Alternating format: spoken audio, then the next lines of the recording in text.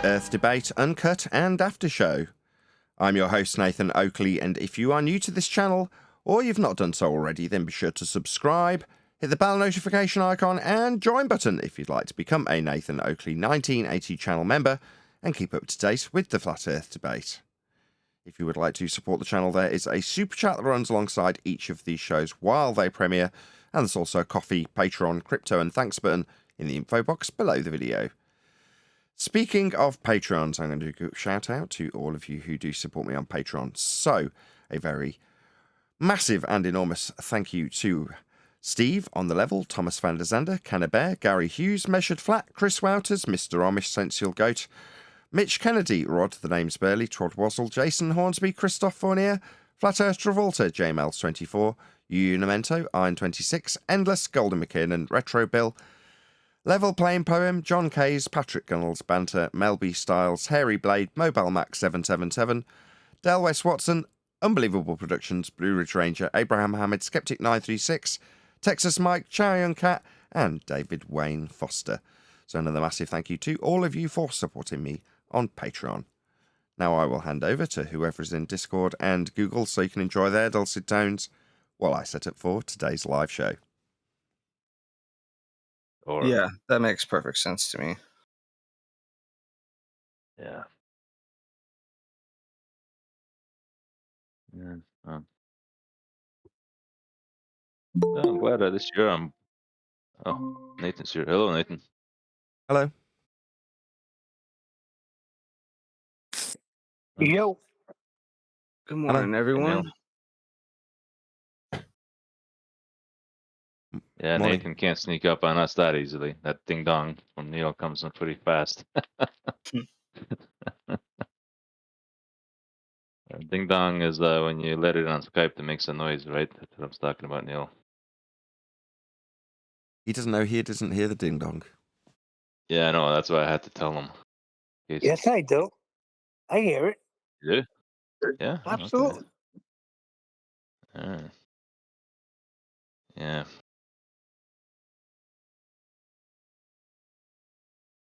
Okay, well, it makes no sense you should hear it because you're not connected yet, but fine if you're saying you hear it. Every time I come in, I hear it. Good.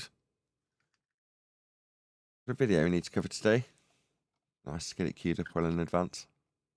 I think you should cover that one Brian put with that kid. Don't know, a problem with a flat earth, that one. Yeah. Okay, yeah, I'll bring that up.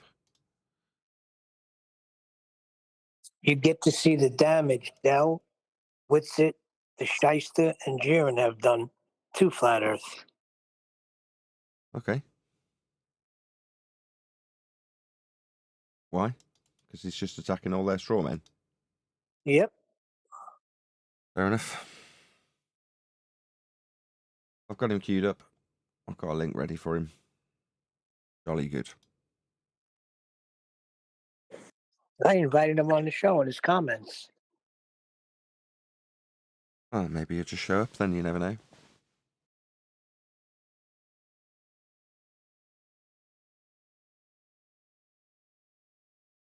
What else has been going on? Anything exciting? Yeah, I drove all the way from New York to Alabama, and now I'm heading back to New York tomorrow. Thrilling. Excellent. You said anything exciting?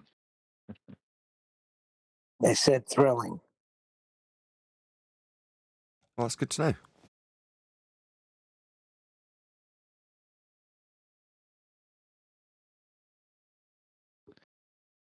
Well, I just I don't know, enjoying the weekend, the quiet. It seems like are you still cranking out videos on the weekend? Me? I've always cranked. Yeah. I keep the same time slot every single day. Because I thought you were maybe getting busier on the weekend making these videos, these new videos. And I was like, wow, when do you get to rest, have some R&R? Never. Don't.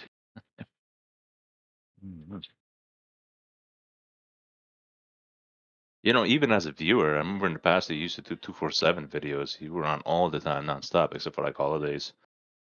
And I was actually glad when you started taking the weekends off as a viewer. because I was getting exhausted just following you 247. Fair enough. So go on. No, I'm just saying fair enough. It seems like less Yeah. material because it's different material. So Yeah, because I wanted to catch up with everything and watch every video, right? And when you want to watch every video and catch up with every video, it's like you know, that's what I meant. Didn't mean it as in like, oh no, not another show I gotta no, watch. but I No, know I what you're meant it as saying. in If I release a 4-hour video on Saturday and on Sunday and 2 videos a day, that's quite a lot of material to be putting out there. So by comparison, if it's just a 1 minute, 2 minute, 5 minute, 10-minute video from Omi, you can bosh your way through that in no time and you feel like you're all caught up, right? yes. Yeah.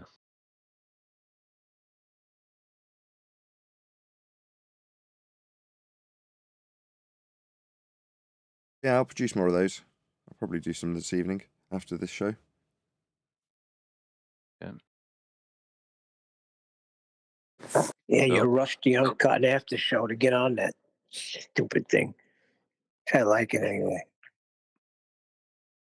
Well, you just got to keep the conversation going more in the after show, otherwise I will round it out and move on to other things. It's just the way it goes. We don't get a chance to get the conversation going. You can't wait to get on that. You get ample chance. Don't give me that nonsense. Did you hear what I said the other day? What was that? I said, Nathan, get the spike out of your arm. Yeah, I'm hooked on doing those Amy videos. It's good fun. It's a huge amount of work, but when it's a lot of fun and the response is good, you don't mind so much. As in when you're waking, every waking hour is working. As long as you're enjoying what you're doing, that doesn't matter so much, does it? Yeah, those reactions are priceless. Still 99% positive, the response as well. Yeah, I figured because it's showing another side of you. Well, it's not leaving your echo chamber, and all we do is stay over here and just repeat the same things over and over. You know, puts an end to all of that nonsense as well. I don't know about putting an end to it. That's all true. I mean, we do the same things over and over and over, and intentionally so. This is an education platform from that regard. Same applies to the Amy videos. As much as people find them entertaining, they're still serving the exact same purpose. Yes, but you know, you're getting outside of the little community we got here, and you're reaching out to normies, and you're treating them totally different than the numpties that come here. That's not true.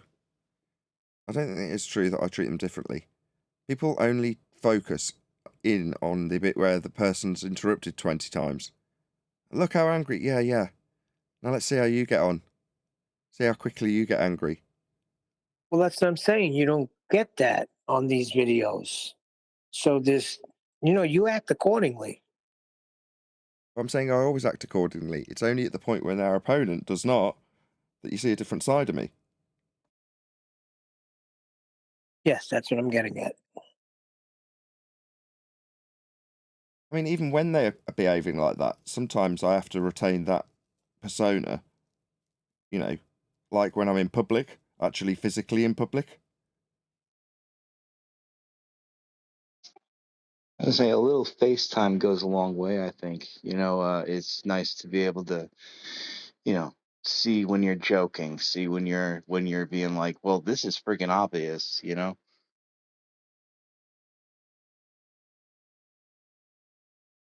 Yeah, well, I'm glad everyone's enjoying them. It's another string to the bow, isn't it? So, jolly good.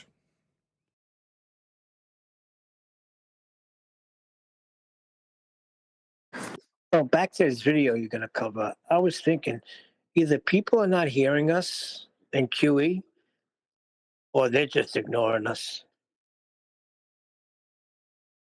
This guy's got like 20 subs.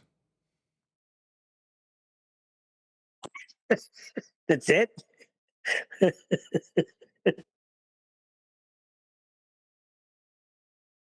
Okay, well, I don't know what that's all about. We'll cover it when and if Brian gets here. Was there anything else?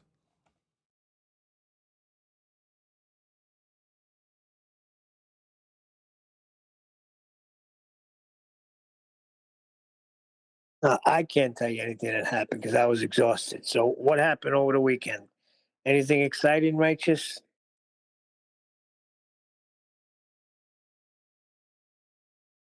Um, for me, in my personal life, just enjoying myself. No, I'm That's talking about flat Earth. personal. Besides you muting Georgie. I take a break from FE weekends. I mean, I'll check, I'll voice verify people and stuff like that, but I take a break.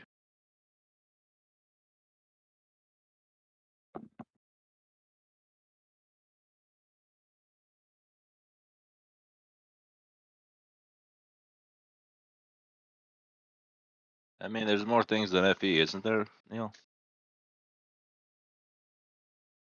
Yeah, I was being sarcastic because I Of heard course, about your little muting of Georgie. but we're here on the FE debate show, so yes, there are things outside of that.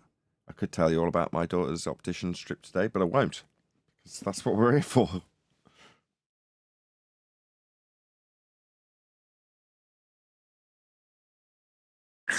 Oh, well, Saturday was a good ball busters, even though I fell asleep through the whole thing. I re-listened. There's also a response video in the pipeline to the Welsh guy, I've forgotten his name, Creaky something or other, Creaky Blinder. Yeah, he's annoying, that guy. I listened to that too. I really don't have patience for that guy. Yeah, sure, but I'm just talking about what videos are coming out. Who cares about him? He's just the subject of another video.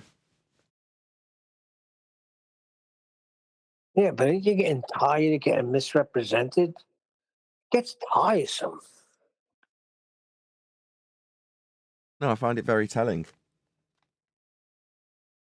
What have they got? Have they got any responses to our arguments? No. Do they need to make it about us personally? Yeah. Well, that's telling, isn't it? Okay, make it about me if you like. Will it make you feel better about the thing we've put to you? Maybe if I stopped putting it to you, it would change what I've put to you. No, but in their idiocy, their deluded mind tells them that if the person saying it was just shut up, it would all go away. Like, well, you can believe that shooting the messenger will help, but it really doesn't. But, feel free, knock yourselves out. I'm pretty much immune to it these days, Neil. I've got very thick skin. And like I say, I just roll my eyes and I think, okay, that's non-responsive.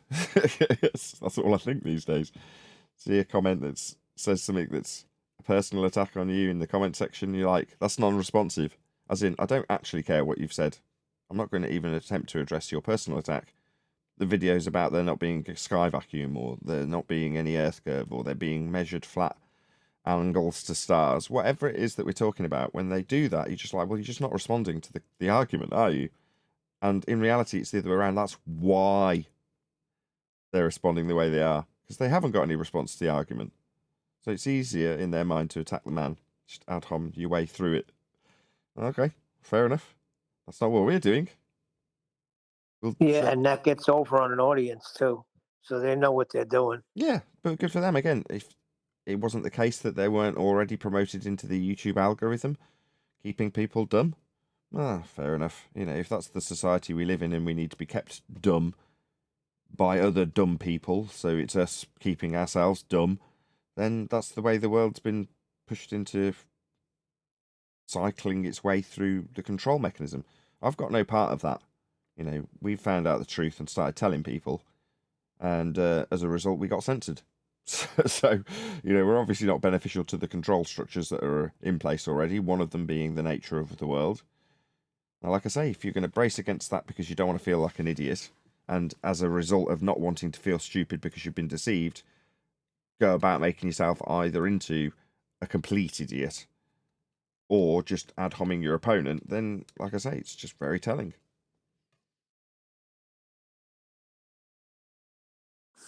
Yep. That's why I count them off. So it doesn't matter if it's either in a comment section or a response to an argument that's been made multiple times or an individual that's here and now on the show. When they can't overcome a point that we've put to them or they've put to us and we've responded to, I'll count off how many times it's been put to them and how many times they've failed to overcome it. Well, the jig is up anyway after December, so we better all find a new thing to do. Ryan's right about that. His notion that it's just there to handwave the last 10 years. Yeah, it is. The cursory glances at a new will come along after December, and whatever it's spun into their advantage, the general masses will just be told, yeah, this proves that we're on a globe. This disproves flat Earth. And they'll go, oh, right, okay, well, wonderful, and go about their day. It's the same thing. Okay, so you're being kept dumb by Netflix or whoever. Doesn't matter. You're being kept dumb. We're trying to help you and you slap us in the face for it. That's your bag. My skin's just got thicker. That's all that's happened. The arguments haven't changed. Nothing's changed. The world hasn't changed. It's still flat. It always will be. No matter bracing against individuals like me is ever going to change that. These dumbos think that it'll help relieve their pain if they attack me as an individual or anybody else that's putting these arguments they can't overcome to them. And they're wrong. It'll just make their pain worse. They don't know it. But they're idiots, so why would they know it? Yeah, and you can't get around the fact that it's measured flat. I mean, that's just a nail in a coffin. Right. There's nothing you can come back with. Yep.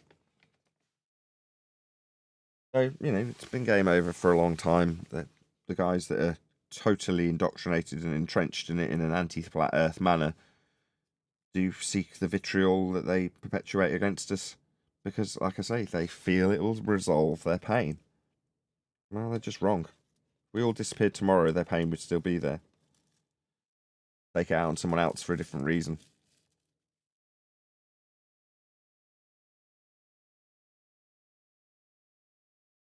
So you want to hear something funny? Go on. I hear a big commotion going on in my son's room. I get out, and my other son comes in. He goes, "There's a big bug in Jacob's room." So I go in there. It's a freaking bat, Nathan. So the freaking thing, it was on his controller by his game. He was eating cereal, and he seen it, and he went to hit it, and the thing just started flying all over the room. It was a freaking bat. Okay. But I think what happened was it hit the ceiling fan and knocked it out. Because when I went in there, I'm looking at this thing, and I couldn't tell what it was because it just looked like a rectangular, I don't know what. So I whacked it with the broom, and then I realized this is a freaking bat. Why'd you whack it? Well, I don't want the freaking thing going after me. I don't know what it is. It's so harmless. It was already dead.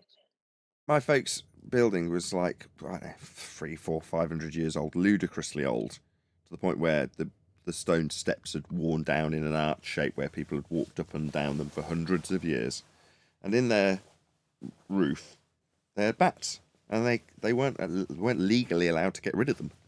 They had to remain because that's their home, right?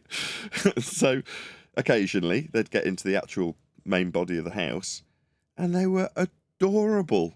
They're so cute. Are you Little freaking tiny little kidding cute me? little faces. Bats are really cute. Oh my God, there's something wrong with you, Nathan. I don't want that sucker nowhere near me. Oh, sucker. Didn't It you looks ever like a see little Cujo? mouse. It looks like a really cute mouse just with wings. Well, I find it kind of weird that they got the new Batman video game or something that same day, and a bat appears in the house. Oh, whatever. I can't believe you hit it with a broom. Like, It was already dead. it was already I dead. couldn't. Oh, if Yeah, it was because already dead. when it flew, when my son went to whack it because he thought it was a bug, and it flew up and hit the ceiling fan. So I think the ceiling fan crippled it. Fair enough. Whatever. But when I went in there, I saw cereal all over the place, and I'm just thinking, what a shock that must have been to my son. All of a sudden, the bug starts flying all over the room. Hey, good morning, guys. Hello, Apocryphon. Hey, I just did 6 hours over in a space X. You know, they have the little live streams. But I thought about you guys. Like, you should totally. I know you got so much stuff already going on, but you should like simultaneously broadcast this as a space just for people to listen to. Nah, I'm good. Okay. They shot me There's a off lot in of a people rocket on there. last time I was there. Got you up in a What rocket. happened? They got this thing where if they discover that something that you say, if they realize you're a flat earther, there's this thing where they shoot you off and time you out in a rocket. It's like a rocket goes off. And I'm thinking it's the same place. Excuse me. Good morning, gentlemen. Hope everybody had Morning, a Mush. great weekend. Just wondering, do you guys, Nathan, is there a video to cover for today? I just found something that could be very interesting. Yeah. Stick it in. We have got a video, but I'm more than happy to have a couple lined up. All right. This guy's called Thunderfoot, has 1.06 million subscribers, over a million. We know Thunderfoot. Yeah, I was thinking it sounds familiar. I don't, but it Yeah, sounds where do you familiar. think gas go down, go boom boom came from? Yep. Okay. All right. Well, this one, it says, making flat earthers cry, measuring size of the earth for less than $100. Oh. I'll share Oh, it. okay. We'll have a I'll look. share it right now. Yeah. Hold on a second. This is going to be interesting. He's going to address measurements. Let's see what he's got.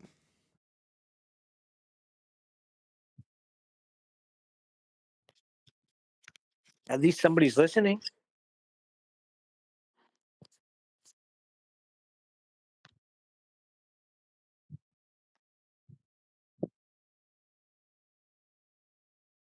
You're putting it in Master B.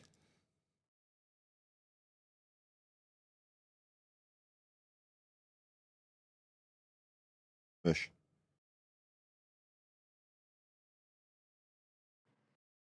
Mush. He's probably disappeared off the app to share it, so he can't come on off mute to tell us. Yeah, I'm just about to share it.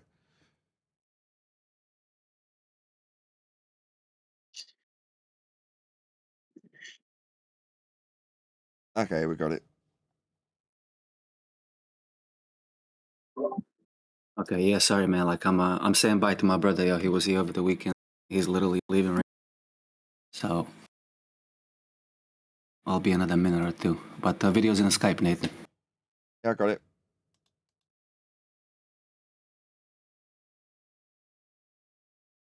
Thanks. Right, so we've got a couple of videos queued up. Jolly good. You're not going to play a few seconds to hear how it sounds?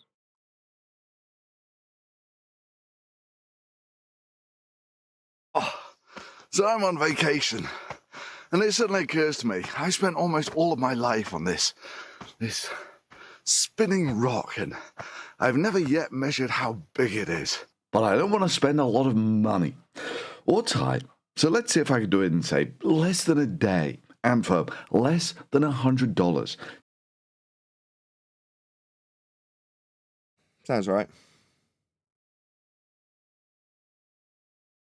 Let's see what the other guy sounds like too. Where's he going? Aratoxines? Well, but I love conspiracy theories. Not because I Yeah, that sounds fine too.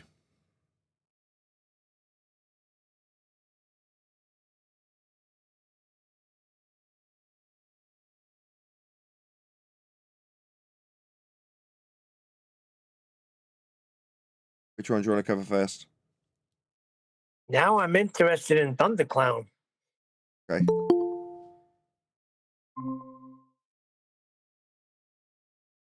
Hey, Craig.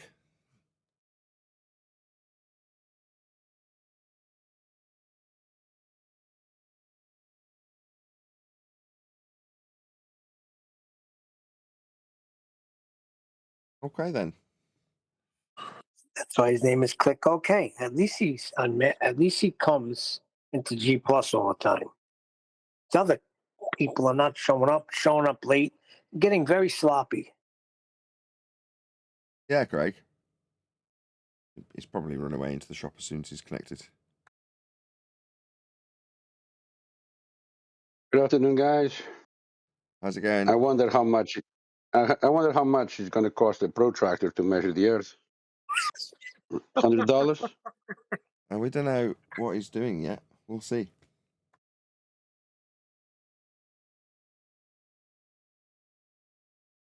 Well, I could tell you right from Jump Street, whatever he does, he's going to be using a flat Earth.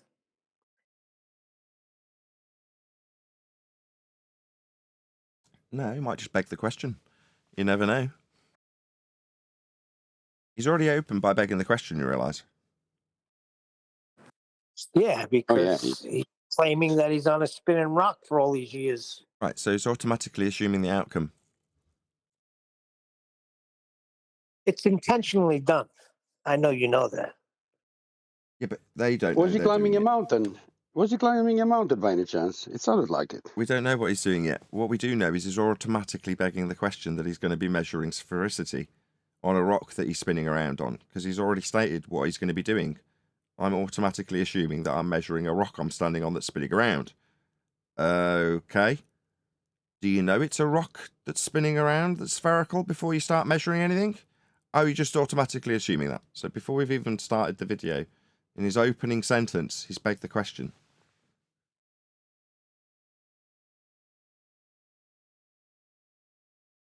Seems to me like he's going to do an Alberuni thing, climb the mountain and do the depression angle. Something down those lines. We'll see. We'll see. Lots of people guessing what he's going to do. We don't know yet.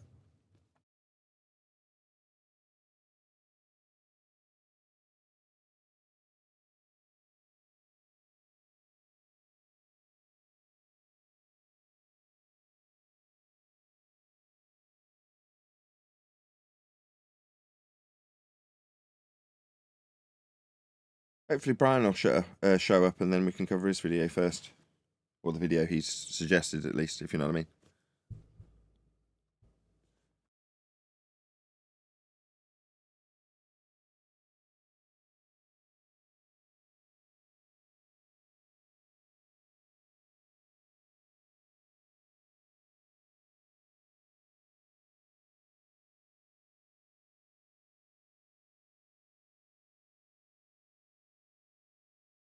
The one that Brian suggested. I don't know. Yeah. The problem with the flat Earth is the title. I haven't watched either of these videos, so I don't know what either of them are about yet.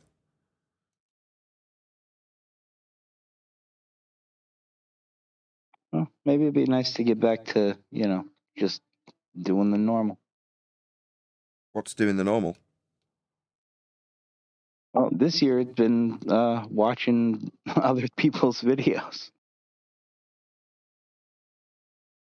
Fair enough. Yeah. Like it's not a criticism. I like it.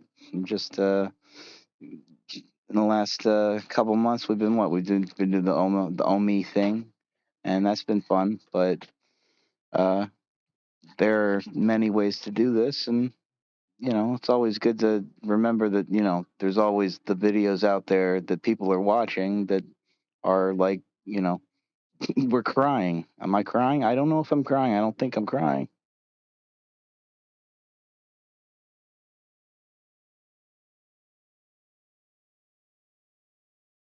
Having done it for 10 years, there's nothing new under the sun as far as I can see. I'd be very surprised if this is unique.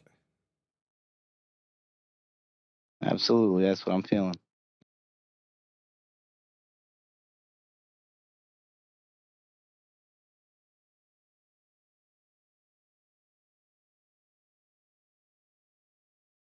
That's all right. I quite Must like be nice responding. to kind of be.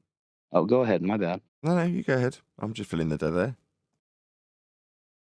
I was just saying it must be nice to get to go on neutral, to go on autopilot or what's that? What is it? Autopilot, the one that's you constant Cruise speed cruise control. control. Thank you, Neil. Thank you. I kind of think I know what you mean. You mean once the show goes live, it's a bit like a pilot getting the takeoff or landing out of the way. Well, you're like a fine-tuned machine, and the arguments they don't change. They all come down to the same things. Levels flat, gas bill, space, and it all, you know exactly how to get it back to that area, and that works out to our favor. Well, we'll So it see. must be nice for you to just chill out and do it. Doing it isn't chilling out, but we'll see if I can accommodate what you seem to be suggesting, which is by getting you guys to pick floor with the Thunderfoot video. I would imagine this is going to be fairly standard fare, mainstream rhetoric. So I'm going to encourage you guys in Discord. You all up for this? Yes, and I know what he's talking about. But Nathan, you just make it seem like it's easy and you're on cruise control. But that's you. That's just your gift.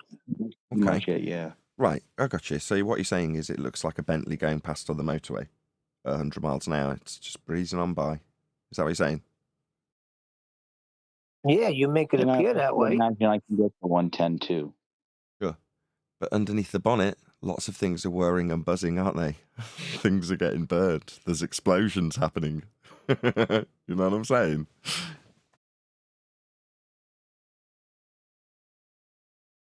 But it looks good going down the road. Yeah, to the untrained eye, it's just a blob of metal serenely, swiftly going by. But in reality, there's lots of explosions and pistons moving up and down. A lot of moving parts. Yes, that's exactly right. But I'll take it as a massive compliment. If it looks like it's easy, then I'm doing a good job. Good. I'm glad it looks that way. That's how it's meant, but I'm not trying to compliment too much, you know. No, I didn't get the impression that you were just trying to kiss my ass. Yeah. I still take it as a massive compliment. If you're saying things look like they're just cruising on autopilot, then good. It's not even a compliment. It's obvious. Not really. Go back to the early shows and watch how disjointed everybody was. Yeah, but we're not talking about the early shows. We're talking about how things appear now. I don't know. The early shows are definitely getting discussed. The guys on the final experiment fraud are going back 10 years in my back catalogue to find the information they want and the words I want to be saying. Oh, yeah, going to Robert Shortman videos and pulling up that nonsense. Yeah, but that's all I got. I haven't got anything. There's nothing to have from that. Need to attack it because the guy's saying, yeah, there isn't a 24-hour sun. They're saying there is. Okay. So they say the guy's just lying. That's their excuse. Okay. Well, you can suggest that he's lying. As far as I'm concerned, yeah, he could be. Still first-hand testimony of a guy that's been down there. Take it or leave it. You know, I don't care either way.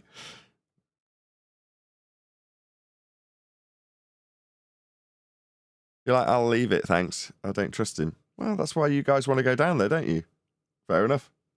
Good for you.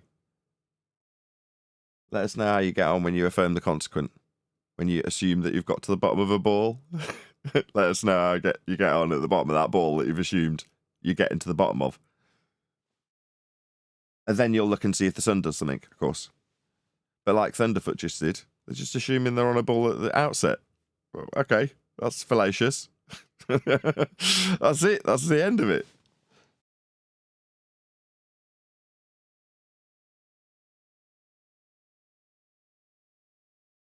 So they're flying to Antarctica on a level flight, and somehow it translates to a ball. I don't get it. Sorry. No, there is nothing to get. The maps and models they'll be using will also be derived with flat Earth measurements of angles to stars at the origin of their systems that they use to get there. Flat. Where in unholy hell is there actually a ball in that? There isn't, is the answer. So, okay, well, on you go. When you get down there, I'll go, all right, how do you know you're on the bottom of a ball? Because you're not proving it. Oh, well, it matches the model. Well, that came from a flat Earth too now, didn't it? Yeah, because the destination, I'm sure, is somewhere on the chart with longitude and latitude. X marks the spot. This is your destination. You're going to land there. That is already proof of flat Earth. Yep. Nothing else needs to be done. We've already pointed this out. And we've pointed out how fallacious their logic is in terms of their suggested proof that they think they're going to get when they may or may not see and observe phenomena after assuming antipodal positioning. That's it. There's nothing else to this. It'll never change.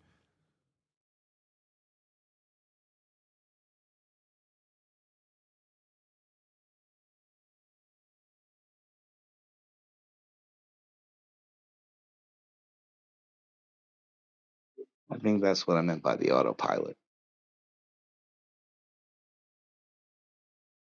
Let's get it on. Good morning, everyone. Morning. Good afternoon. Good afternoon. Let's rattle our way through a few housekeeping questions. Any evidence of the distance to the sun? No way. Gonna need a flat earth anyway for that. If you want to claim a distance.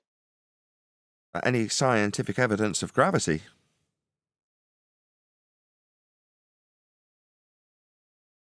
Now, gravity is just a concept. The bending of space-time, just a concept. Pseudo-Romanian force space concept.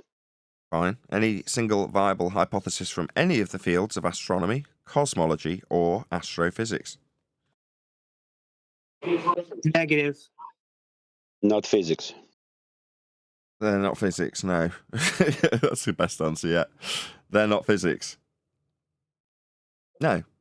So they're not, therefore, not science. Yeah, in one word, not science, not physics. So in essence, it's a malformed question that there's no possibility of them providing scientific evidence from those fields, given that they're all pseudoscience. Plenty of phenomena, though. Oh, yeah. Well, I mean, they've got step one. You can go and observe the sun doing things. That's a phenomena. Of course, ascertaining the cause of that phenomena would require you to apply the scientific method. That is to say, presume a cause of the effect, establish that with a null hypothesis alongside it, and then actualize that hypothesis by varying that which you assume has caused the effect you are studying. That's the scientific method. That's what you would apply if they weren't pseudoscience, just leaning on the name science. Like our friends at the final experiment, leaning on the word experiment. What, hypothesis actualization? Definitely not. Fraud. To be absolutely clear about what they are pulling. Fraud. Yeah, they think that systematic experimentation is the same as peer review. No. No, it's not. No, you just vary that which you assume caused the effect you're studying. For example, if you observe a 24-hour sun, if that's your phenomena, then you'd need to put that into a hypothesis with a presumed cause of that effect, which you will vary systematically to either confirm it as the proven cause of the effect or validate a null, not the cause of the effect. That's what you do when you perform an experiment. Unless you're a fraudster, then you'll just call it an experiment, and then if anybody's got an issue with it, perhaps change the name to expedition, like fraudsters do. But there we go. We've got people in our community that are committing fraud. We just call it out where we see it. It's highly unlikely anything detrimental will happen to these fraudsters, but it is fraud, and we'll call it what it is. Any evidence of a physical geometric sphere-edge horizon, formerly known as the curve of the Earth? Negative. The horizon is horizontal by definition. No, there is no curvature. Evidence of axial rotation of the Earth-based variety, of course. You're going to need art for that. Any evidence of the R And a fat value? plane. Earth radius. You're going to need a flat earth for that. You need to have an elevation angle to drive a radius value for your circle of equal altitude. That's how the Earth is measured. Can anyone say foreshadowing? Any evidence of a self-perpetuating molten iron core at the centre of a presupposed spherical Earth? You're going to need art for that and a flat plane. Okay. Any evidence you can have gas pressure without the necessary antecedent of a container to press upon? You mean No, that gradient that that's starts at fake. 14.7 psi at sea level? No. We don't have evidence of a sky vacuum. Gas pressure requires a container. Okay, then. Nice that we've rattled our way through all the housekeeping questions. Was there a couple that someone wanted to expand on? Because I had a couple of interruptions while George was giving off the concise answers. Thank you, George. Oh no, I was just saying gas fills space, and he said it way better.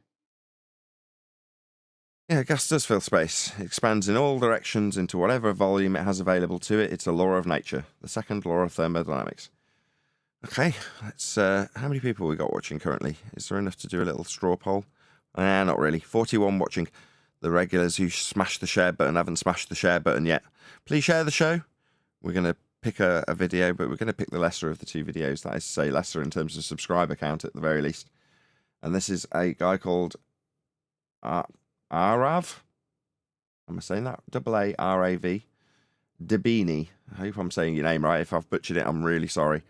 So check this guy out. I'm going to put a link to his video in the live stream chat. So please let him know at Nathan Oakley 1980 sent me with a polite comment that won't immediately trigger the YouTube censorship algorithm to remove your comment, but just make him aware that we've been covering his video for whatever reason. This has been provided to us by the illustrious Brian's Logic, and he wasn't exactly complimentary about the reason for sharing it. That I will not repeat. Gives me a general idea about what I might be dealing with, that's for sure. Thank you, Brian. He might toddle along if he sees that we're covering this. He might not. We'll see how we get on. But in the meantime, that's hopefully given people in the audience at least a few seconds to toddle along to this person. And I do positively encourage that you perhaps throw him a subscribe. The guy's very, very new. And judging by the 5 seconds of video that I've watched, he has at the very least put some effort into making sure his sound's good. He's got some decent music, which is at a reasonable level. So given that he's got at least a reasonable amount of effort behind the videography, I would suggest that, given he's quite a young bloke, I don't know, actually, when he's Eastern, it's hard to tell their age. So I don't know how old this guy is. He looks young to me. He might not be. But either way, he's definitely a new videographer or a young videographer in that regard. Please chuck him a subscribe. Let him know at Nathan Oakley 1980 sent me. Think I've bought enough time for the audience to do that and come back again? As I say, I have put a link to this in the live stream chat, so you can see that whizzing its way by now. The idea being, should this guy make a response video to us, he'd do the same for us. Small or large, we appreciate any assistance in growing our channels. I'm sure he'd be absolutely in alignment with this idea that I, with a larger channel, would be sending audience members his way to like his video and leave him comments and build him up in the YouTube algorithm. So hopefully he'd do the same for me when he inevitably, if he's an anti-flat earther, snags the algorithm and outgrows me in 3 months, as is often the case. So there we go. I have definitely bought enough time for people to have toddled along. Let him know at Nathan Oakley 1980 sent me. Encourage him to hopefully do the same if he was to make a response and come back and watch us actually respond to him. So let's get into it, unless anybody's got any comments before we start. No, then we shall carry on. I believe in them, but because I like to watch people rant on about something they actually believe in, but the rest of the world is against them. So I found this pretty big conspiracy theory lately. It's called the Flat Earth Conspiracy. You've probably heard about it before. Now, how many people do you believe are in this community? Just take a guess. Who cares? That's an appeal to consensus fallacy. How many people are in the community is irrelevant. It wouldn't matter if it was just me. You're not going to get anywhere, Cliss. You ready? It's 162 million people. You have absolutely no idea how many flat earthers there are, neither do I, and anybody that suggests they've garnered statistics to suggest that they know how many flat earthers there are either lying, deceiving, or cooking the books. You don't know, I don't know, nobody here knows. This is garbage. That's right, that's how many people believe the Earth is flat. So today, I'm going to try to prove them wrong. I'm going to take 3 of their main underlying theories and try to debunk them with science. There won't be theories, that's a category error. Theory comes after experimentation, right? You're in a category error. Now, you're going to address 3 commonly held, that's stereotyping fallacies that you're going to be dealing with then. As much as I know anyway. So let's get started. Alright, so first off, we're going to talk about how the flat earthers explain gravity. So how flat earthers explain something that they don't have an argument for. So how flat earthers react when globe earthers flip the burden and ask them, who don't have a claim in this regard, to explain an aspect of your religious belief you were taught in school. This has absolutely nothing to do with me and everything to do with you and your own religion of heliocentrism. And either the Newtonian or Einsteinian gravity. We'll find out which of those two you ascribe to when you claim that I should be explaining it as a flat earther with the stereotyping fallacy, after appealing to consensus. This is absolutely pathetic, son. After looking into it, I found that they don't. What I mean by that is they don't believe in gravity. I'm kind of unsure what they do believe in because Who gives a crap what we believe in? We're in a category error again. No, Earth is measured flat. That requires absolutely zero belief. It doesn't require I explain your belief in gravity, or that you should be shocked that I don't express a belief in what you bleeding believe in. This is your belief. So you need to square this circle of your belief about a bent pseudo-Riemannian fourth dimensional space-time, alternatively, depending on your education status, the downward force you were taught in high school.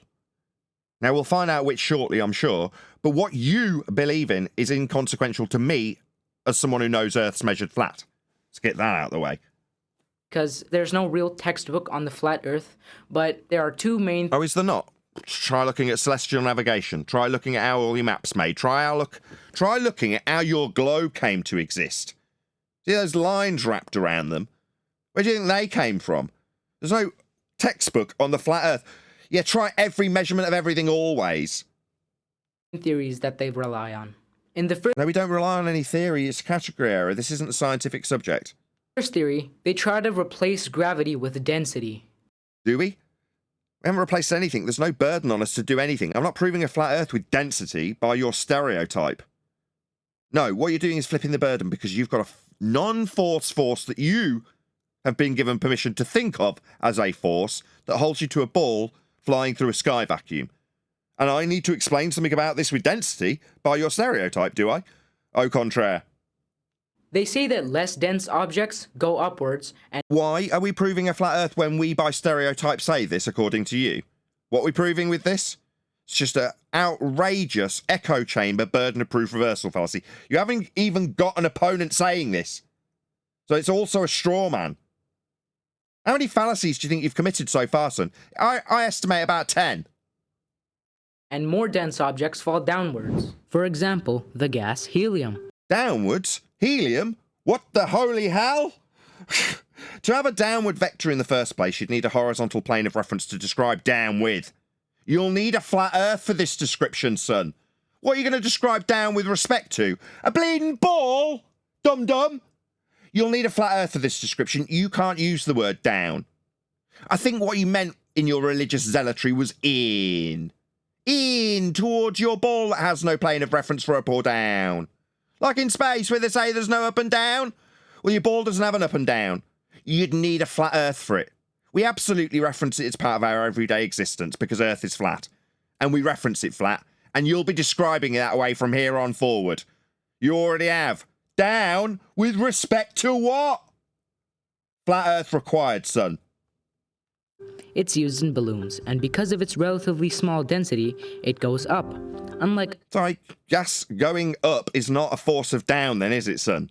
So already you've undone your stupid fundamentalist religious zealotry that we've got a force of down holding us to the ground. So this gas, trapped in a container, is going up. Yeah, it is, son. So definitely not going down, go boom boom, as would be asserted by idiot clowns like Thunderfoot. No, gas doesn't go down. It expands in all directions and is produced at ground level. a metal, which falls. But what the flat earthers don't seem to get is that this happens because of gravity. Sorry, is that down? Sorry, it seems like you're pointing to the top of a single point on a ball. That's not a downward reference, son. Are you not going to get down from this? Yeah? What are these squares that you've got in the background? Are they horizontal plane of reference that you're using that's not the ball? Yeah, they are. Yeah, you'll need them with respect to the ground that you'll be describing, though, won't you? Because that's what's being described. How gas disperses away from the ground. So you can't just slap a square grid in the background so that you can have down. You'll need a horizontal plane of reference. Your ball doesn't have that, clown shoes. You got a cartoon on top of something that's useful mathematically. That's your square grid. Gravity. Without gravity, density doesn't matter. So what are you babbling about? Gravity is a bent pseudo-Riemannian space-time. It's an invented dimension. You think that has any bearing on gas dispersion? That's a law of nature, you clown. Go and look up the second law of thermodynamics, you complete imbecile. Unlike gravity, density is not a force. Sorry, gravity's not a force. Is this a joke? Is it how many things can I get wrong in under 90 seconds? It's just a measurement of how much of something there is inside of a specific amount of volume. Right, like you'd need to measure the volume of something when it comes to gas. You'd have a volume that would be under containment to measure the volume and have something to press on. So already, in just over 90 seconds, he's managed to obliterate 90% of his own worldview. He's using a horizontal plane of reference to describe downward. And he's got gas filling space and needing containment for volume. Yeah, well done. Welcome to Flat Earth. Space is fake. 90 seconds and you've affirmed 90% of our position and undone all of yours. Well done. This is the equation for density, and as you can see, the more mass there is in a set volume, the more dense an object is, and vice versa. So without gravity, density isn't going to manipulate anything. It's not... Sorry, where did gravity come into that? What the hell are you babbling about? Did you describe where bent space-time caused any of what you just described? Oh, it's a begging the question fallacy. So I'll describe everything and not mention gravity once when describing the apportionment of mass in a volume. And now it's just as a causal influence of gravity. Which one? You haven't even told us which one you're using, son. Not a force, it's just a measurement. Sorry, you think not a force, just a measurement? A bent pseudo-Riemannian space-time dimension's not a measurement, son. It's conceptual. What are we measuring? Maybe you could show me the measurement of this conceptual pseudo-bent space-time. No, you won't be doing that, son. It's not a measurement, it's not a force, and it's got sod all to do with anything I claim. Think of it this way. Why? Why are we thinking anything? This is a straw man. You're telling us this is a response to how flat earthers believe things. This is supposed to be under the title of a problem with flat earth. So far, we've got your fundamentalist zealotry religious belief on gravity, which you haven't defined yet. We don't even know which one you're implying. A pencil won't do your homework for you if it's there. Well, that's profound. A pencil will help you do the homework. Will it? Oh, pencil, can you give me a hand? I need to know my maths homework. Yeah, that's pegged how old you are. And if the pencil is better, then you can maybe do the homework faster. Really? What, as in it won't break and need sharpening over and over again? How profound. And if it's not there at all, then you won't be able to finish your homework. And if there's no bent pseudo-Riemannian space-time that you can show me, this gravity nonsense you've assumed is completely undone. Yeah, we did that 10 years ago. There is no bent pseudo-Riemannian space-time invented in the mind's eye of a man named Einstein. It was just invented in the mind's eye of a man named Einstein. It's the same thing with density and gravity. Now, oh, really? Well, can you show it us then, son? Show us some gravity. Let's have a look. their second theory is quite a bit different. Oh, we're moving on before we've proven the gravity that you're assuming in your religious zealotry because you were taught it in high school when doing your homework. No, we're going to need a much higher standard than that, son. You're going to need to show it us. Yeah? And when you drop your pencil, we'll point out that that's 109 years out of date Newtonian garbage that they brainwashed you in high school with. The people of a higher education in what they thought was science would have been taught about bent pseudo-Riemannian space-time dimension. From Einstein, son. I mean, it's only been in place for 109 years, but we wouldn't expect you to research beyond what you were already taught in high school when you're worrying about how well your pencil works. Different than their first one. The Earth is traveling upwards. Is it? Says who? You'll need a horizontal plane of reference to describe the upward respect of what? No, mate, this is garbage. So you're strawmanning us with Earth that moves up. Here we go. This is Einstein. This is the equivalence principle. He doesn't know his own stupid religion, does he? He tells us. This is what flat earthers think. Einstein much? Oh no, you're a high school graduate only. If that. Because you haven't reached the stage where they tell you that, no, all that Newtonian crap that we lied to you about in high school, it's not a force. Accelerating at a speed of 21 miles per hour square, or 35 kilometers an hour square. That means that the Earth's speed would increase by 21 kilometers an hour every hour. Who says this? Hands up anybody on the panel that ascribes to this strawman garbage you got from the Flat Earth Society / Einstein. Nobody. Your stereotype fails miserably. Okay, that doesn't seem that fast, but let's calculate how fast the Earth would be moving. Why? Where are we calculating this from? What measurements are you taking? Precisely what is this based on? In natural terms. Where have we got this in terms of what we're studying in regards to Earth? What are we calculating? We don't even know if we're calculating Newtonian downward biases or bent fourth dimensional vectors. What are we doing? We doing geodesics or downward forces, son? Do you know? You haven't told us. You're just ignorant, clearly. If it was accelerating all this time. So If what was accelerating? Earth moving up? Nobody's claiming that here, son. This is Einsteinian equivalence principle dressed up as flat earthism. the equation to find out speed is distance by time.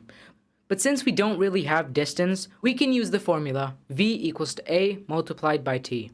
A is the acceleration and t is the time. We know the values of both of these. So the calculation comes out to a total of 162.3 billion kilometers an hour, or 150 times the speed of light. Where'd you get the speed of light from? Would that be an hour-based derivation that was measured with respect to a flat plane to get the hour in the first instance? Oh, how little you know about the rhetoric you utilise. You're going to need a flat Earth to get an hour value to extrapolate out light speed. Clearly unaware of this more advanced concept created in the Einsteinian area when you think it's a downward force, because you keep saying it. Yet meanwhile, mate, you're completely ignorant of what you're actually utilising. It would be a flat Earth measurement in the first instance that gives you this derivation. Turns out that they actually believe that everything is accelerating upwards this fast.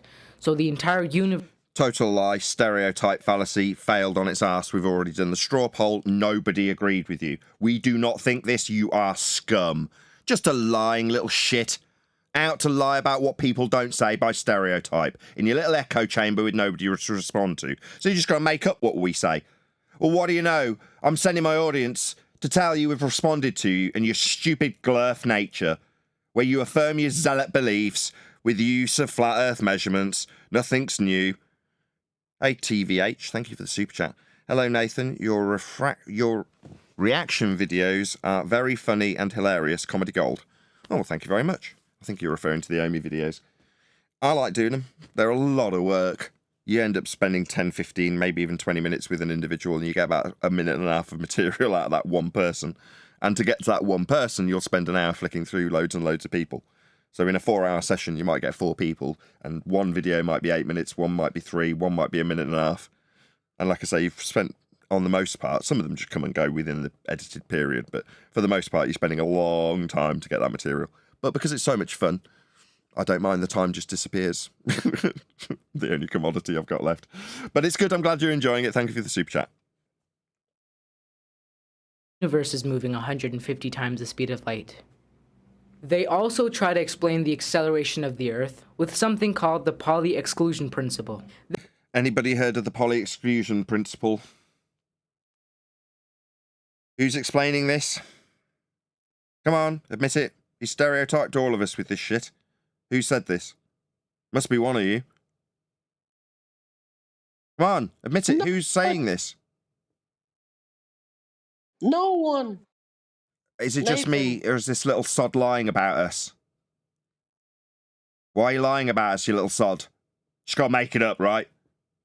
This is just essentially a law for electrons, which, by the way, doesn't explain their theory at all. You haven't told us what theory. Theory's a category error. This isn't science. And you've just done nothing but strawman us with your own stupid arguments that fail. Nothing you have presented thus far has any iota of clarity when it comes to flat Earth. Nothing you've said makes any sense to do with what I claim.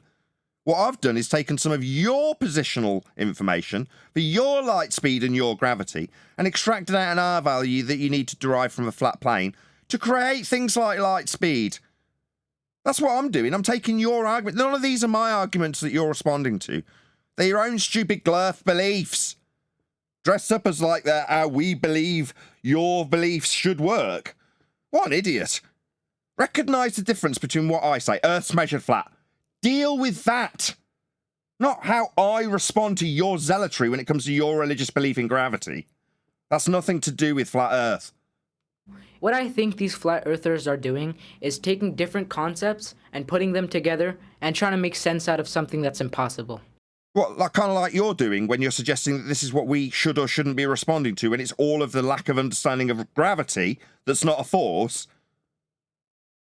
This is your projection now. This is what you're doing.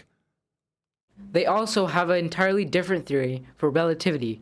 You know, how space... Notice I'm not stereotyping this little lad. Yeah, I'm not drawing conclusions about how he looks, the colour of his skin, the style of his hair, the type of clothes he's wearing, the backdrop, and the cheap acoustic material he's using. I'm not casting any aspersions. I'm just drawing attention to the facts based on what he actually says, and based on the fact it is very cheap acoustic material he's got behind him. Now, those are facts. I'm not looking at you and suddenly becoming very racist. That's what you're doing to me. And it outrages me that this little sod can produce a video and just make crap up about me. How dare you? I'm not doing it to you. So what makes you think you've got the right to just make a video and just make all of this shit up? I haven't said any of this. How dare you, insolent little prick? Space-time curves. They call it the electromagnetic accelerator, or EA for short. And what they're doing here is explaining relativity with... Who? They? Flat earthers, because that's what you've titled this, and that's the entire stereotype. Okay, got to do it again. Who's doing that? Hands up. Who's proving flat earth with electrons? Who's doing it? What's it? That's not me. That's none of us.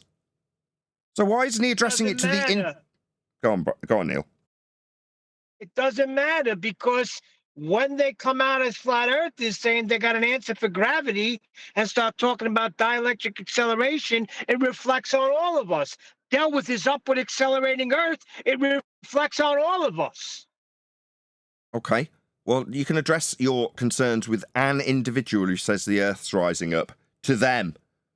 If this is because Witsit says, then address it to Witsit. If that's who you've got this from. If it's not, if it's from someone else, address it to them. But when you address it by stereotype to us, they, meaning flat earthers, that's me. And you will get the sharp end of my tongue. Like I say, you'd be outraged if I suddenly started making assumptions about what you are based on what your race is. Or what you're dressed like, or how you have cut your hair. If I started making assumptions that were derogatory about you, you'd be pretty pissed. Yeah? Now, the rest of society has got the government mollycoddle, haven't they? If you're in some protected group, then you can't say nasty things about them. But if you're a flat earther, oh, it's free for all. Do what you like. Yeah, no limits. Feel free. Yeah, you want to make crap up that they don't say? Just make it up as you go along. In fact, if it's you and your lack of comprehension about your own bleeding religion, you can make a video, title it Flat Earthers, and tell your audience about how stupid Flat Earthers are when it comes to your, as the videographer, comprehension of your religion in a globe that's derived from Flat Earth measurements. Those are things I say as a Flat Earther. I wouldn't expect you to stereotype every Flat Earther based on that. It's what I say.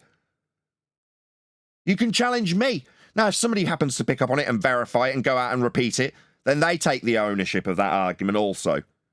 As I hope many would do, as we have the absolute cutting-edge best flat earth arguments there are. I hope plenty of people repeat them, and they do. It doesn't mean you can stereotype us. It's akin to racism. You wouldn't be very happy if I did it to you. It's protected by government. But what? Because we're not, you're allowed to do it? No. Electromagnetism. What they say is that the Earth's magnetic fields causes space-time to bend and No, that's Einstein says space-time bends. everything. That's a fun way to explain it, but it doesn't. It's Einstein's way of explaining it. You're pigeonholing. This is so infuriating.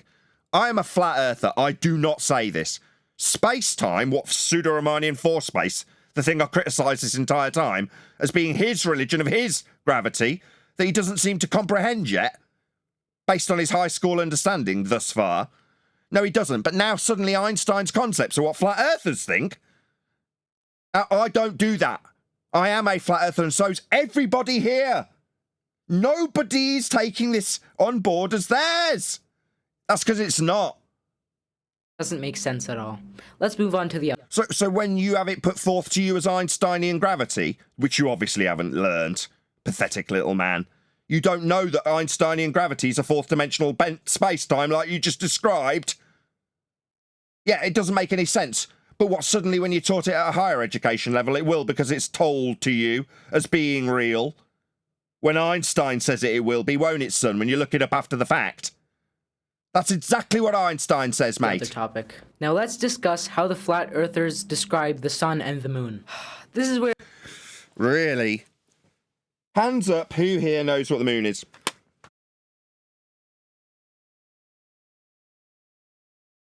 Hands up, who knows what the sun I is? do. We never ever describe anything with the sun and the moon when we are speaking about flat Earth. We Apart, utilize Lights in the sky. the lights in the sky for angle measurements with respect to the plane that developed our maps and models. Navigation. Go ahead. Sorry. Yeah, for the celestial navigation. In a sense, what we are thinking about the sun and the moon, we don't think anything. But only for the celestial navigation, yes, it's used. Yeah, Come on, exactly. you asked if anybody knows what the sun and the moon are. I do. They're lights in the sky. Lights End that, of story. yeah, lights that are very useful when referenced for their angle measurements off a flat Earth. That's how all the maps and models are created. But what we're going to get is that because that's what we say just before we get the straw man about what he says we say, which will undoubtedly infuriate me. Where it gets wacky for the flat Earth community. Really? I've just talked about celestial navigation and angle measurements, so I'm absolutely assured that this is not going to be what's being represented here when he stereotypes all of us with something that won't be what we claim about these lights in the sky, and how every model, including his own globe, came from those angle measurements. They believe that the sun and the moon are similar-sized objects, both following a circular path around the Earth. This is an azimuthal equidistant projection with physical lights above them at set distances.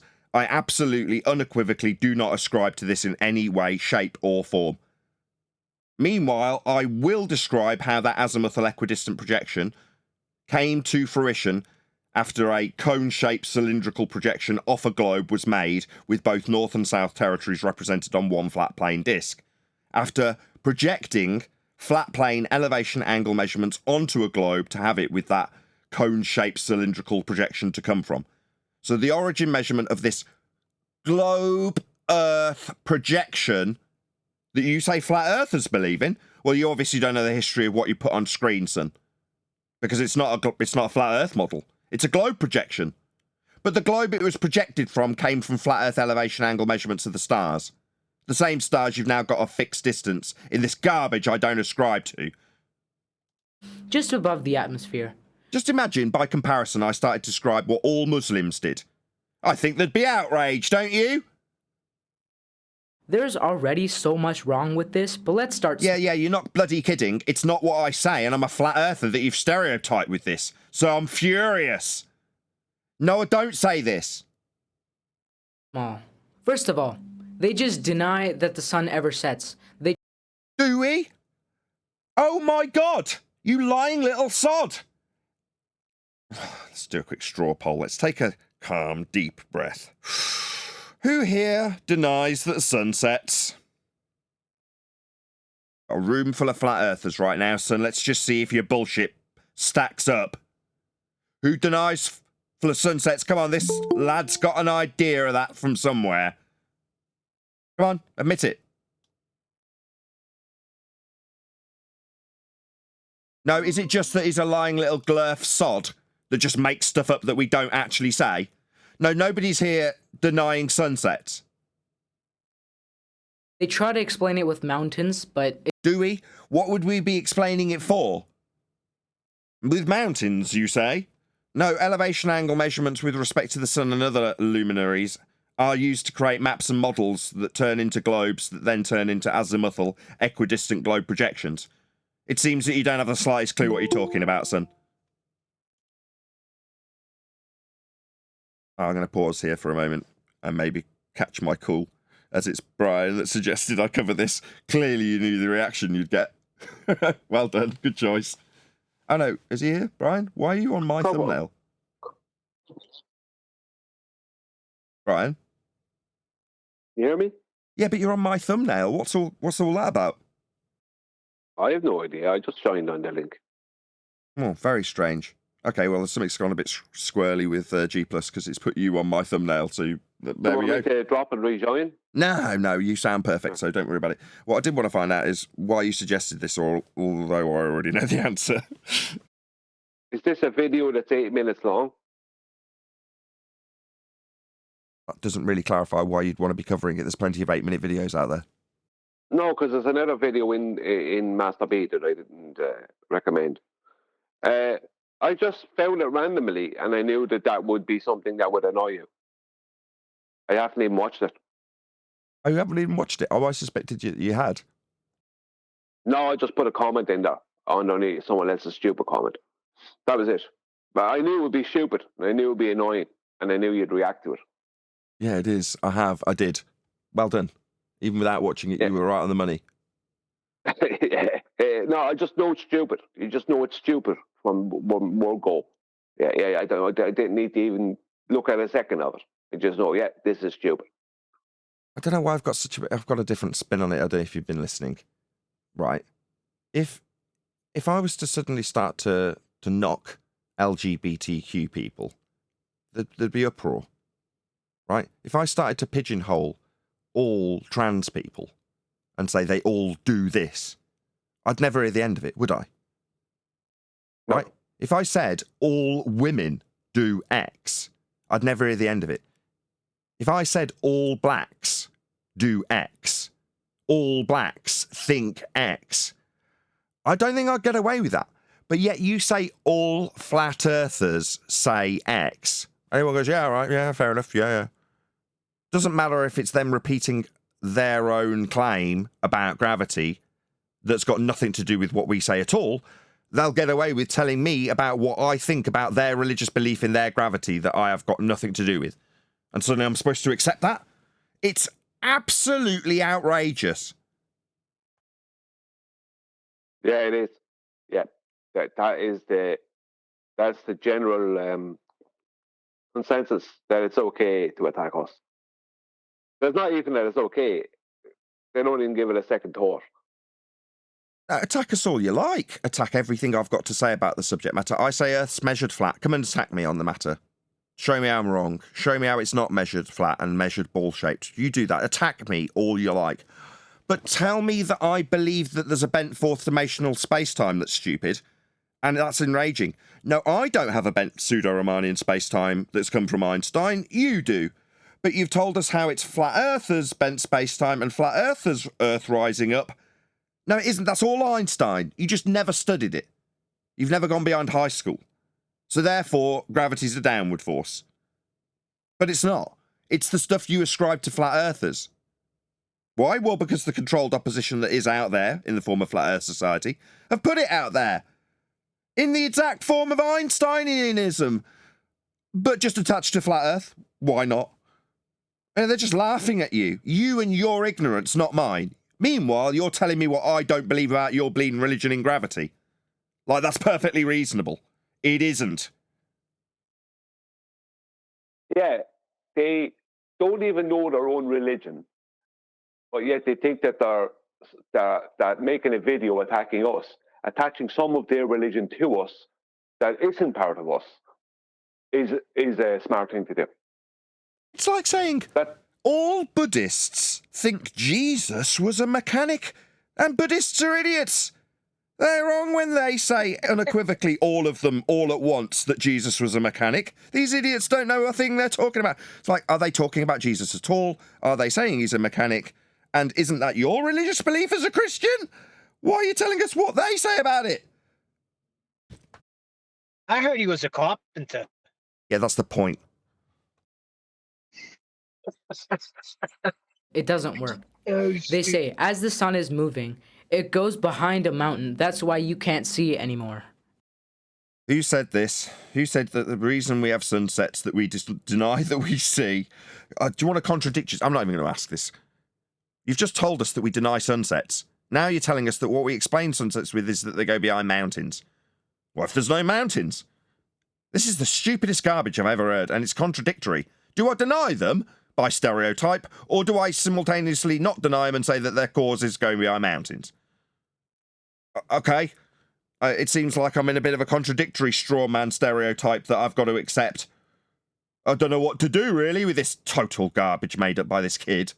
And therefore it sets. But as far as I know, no mountain goes above Earth's atmosphere. The flat earthers think that the sun is Goes above Earth's what? Did anybody catch what he just said? Yeah, atmosphere. Atmosphere. Atmo, that means air. Like gases that we're breathing, right? Got that, yeah. Sphere. Isn't sphere a shape? Why would gases be in a sphere shape? Oh, of course. This kid's got a religious zealot belief that air arbitrarily takes sphere shapes, because his religion says it does. Yeah, your foisting of your religion on us when it comes to sphere-shaped air is a violation of the second law of thermodynamics and an oxymoron. Moronic like yourself. You don't have sphere-shaped air. Gases, that's atmo, take the shape of their containment. A bit like you described earlier with volumes, right? Now, if for the sake of argument your diagrammatical example with little balls in it in a square had no sides and it was filled with gas, then it would fill the space beyond the limitations of your square that you drew. Because gas fills space. That's what it does. It does not take sphere-shaped. Gas doesn't do that. Well, I think with a lot of these people that make these videos, that they think it's okay in their head that when they don't actually know what we actually claim as a consensus of us, right? Now, we don't have a claim as a consensus of us with certain subjects, certain parts of the topic, like sunsets. Different people will make different claims about them. But I think they think it's okay just to make up something in their head that would be what we would say according to the level of intellect that they think we have, and just throw that out there. You know what I mean? It's like, I think they think that's all right. And unfortunately, they do often get a lot of views. So a lot of other people probably do think that that's okay as well. Yeah, like I say, if it was a religious belief that was protected by government, in the UK you can get locked up for it, and people are currently. You're like, how is this not inciting? Go on, someone's trying to get in. Go ahead, whoever that is. But we have one kind, let's say, of consensus. It's called there is no measurable curvature. Everything is flat. There is no such a thing like a curve. And we will point it out every time, that thing. And if everybody knows the flat earth, that will be the main reason why Earth is not a sphere, at least.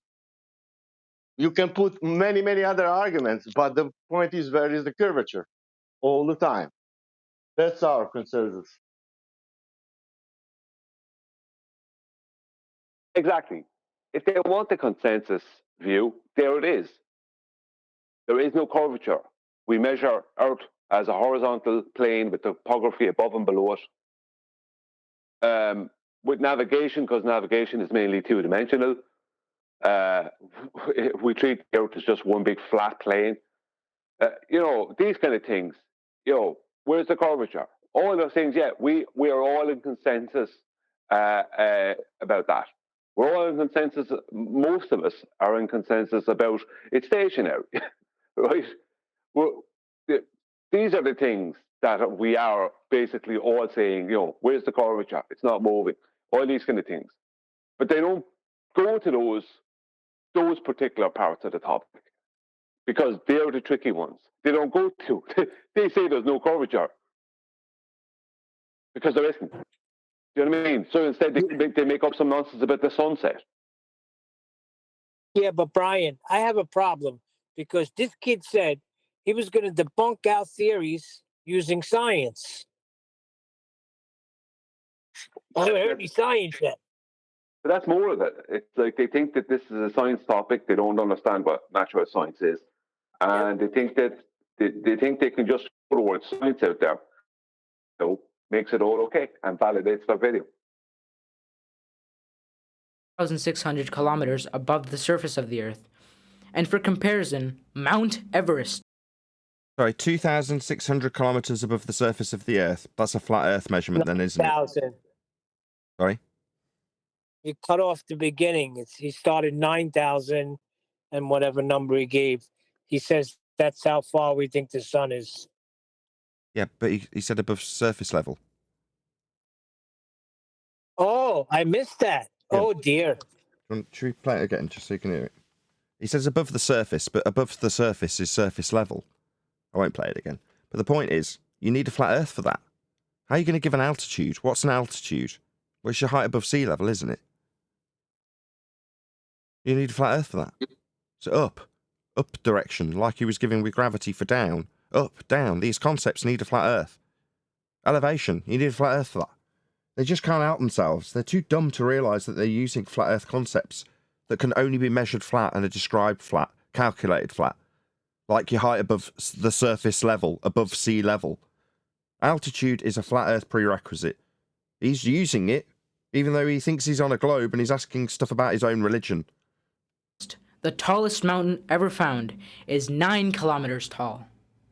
I don't get it. I don't understand how the sun is supposed to go over mountains.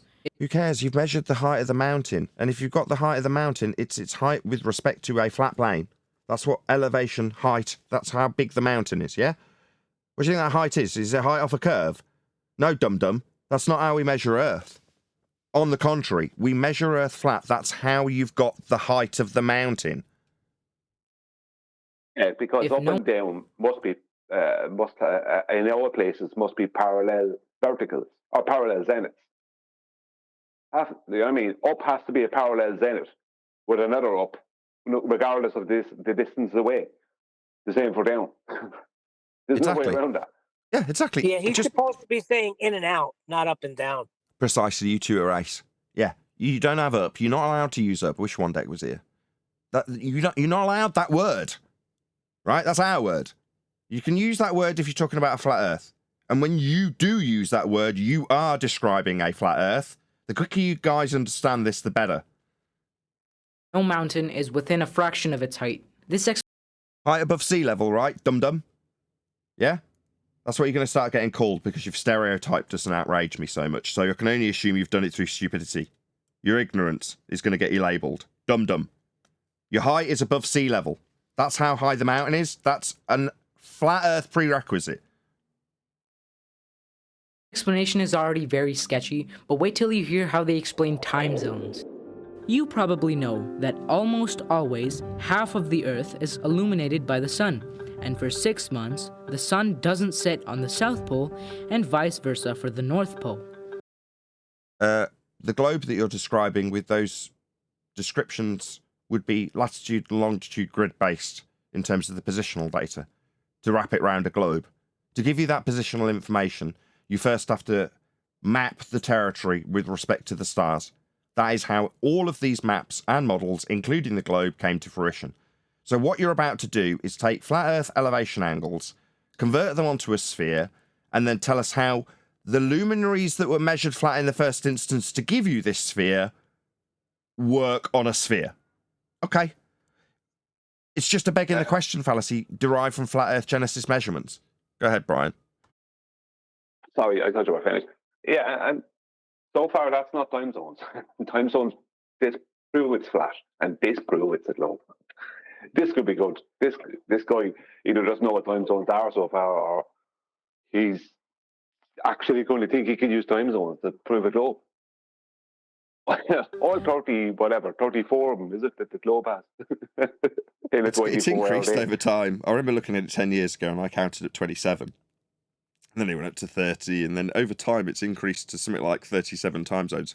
I'm not saying there's been more added. I'm saying you just discover where they've slipped them in, and then you count up more. But just at surface level, if you just go to a standard Mercator projection with time zones on it, there's 27 of them. Just straight up, if you don't even look hard, you can count up 27 time zones. Yeah, 3 hours that don't exist. Yeah, in the south. But this can't physically happen on a flat Earth.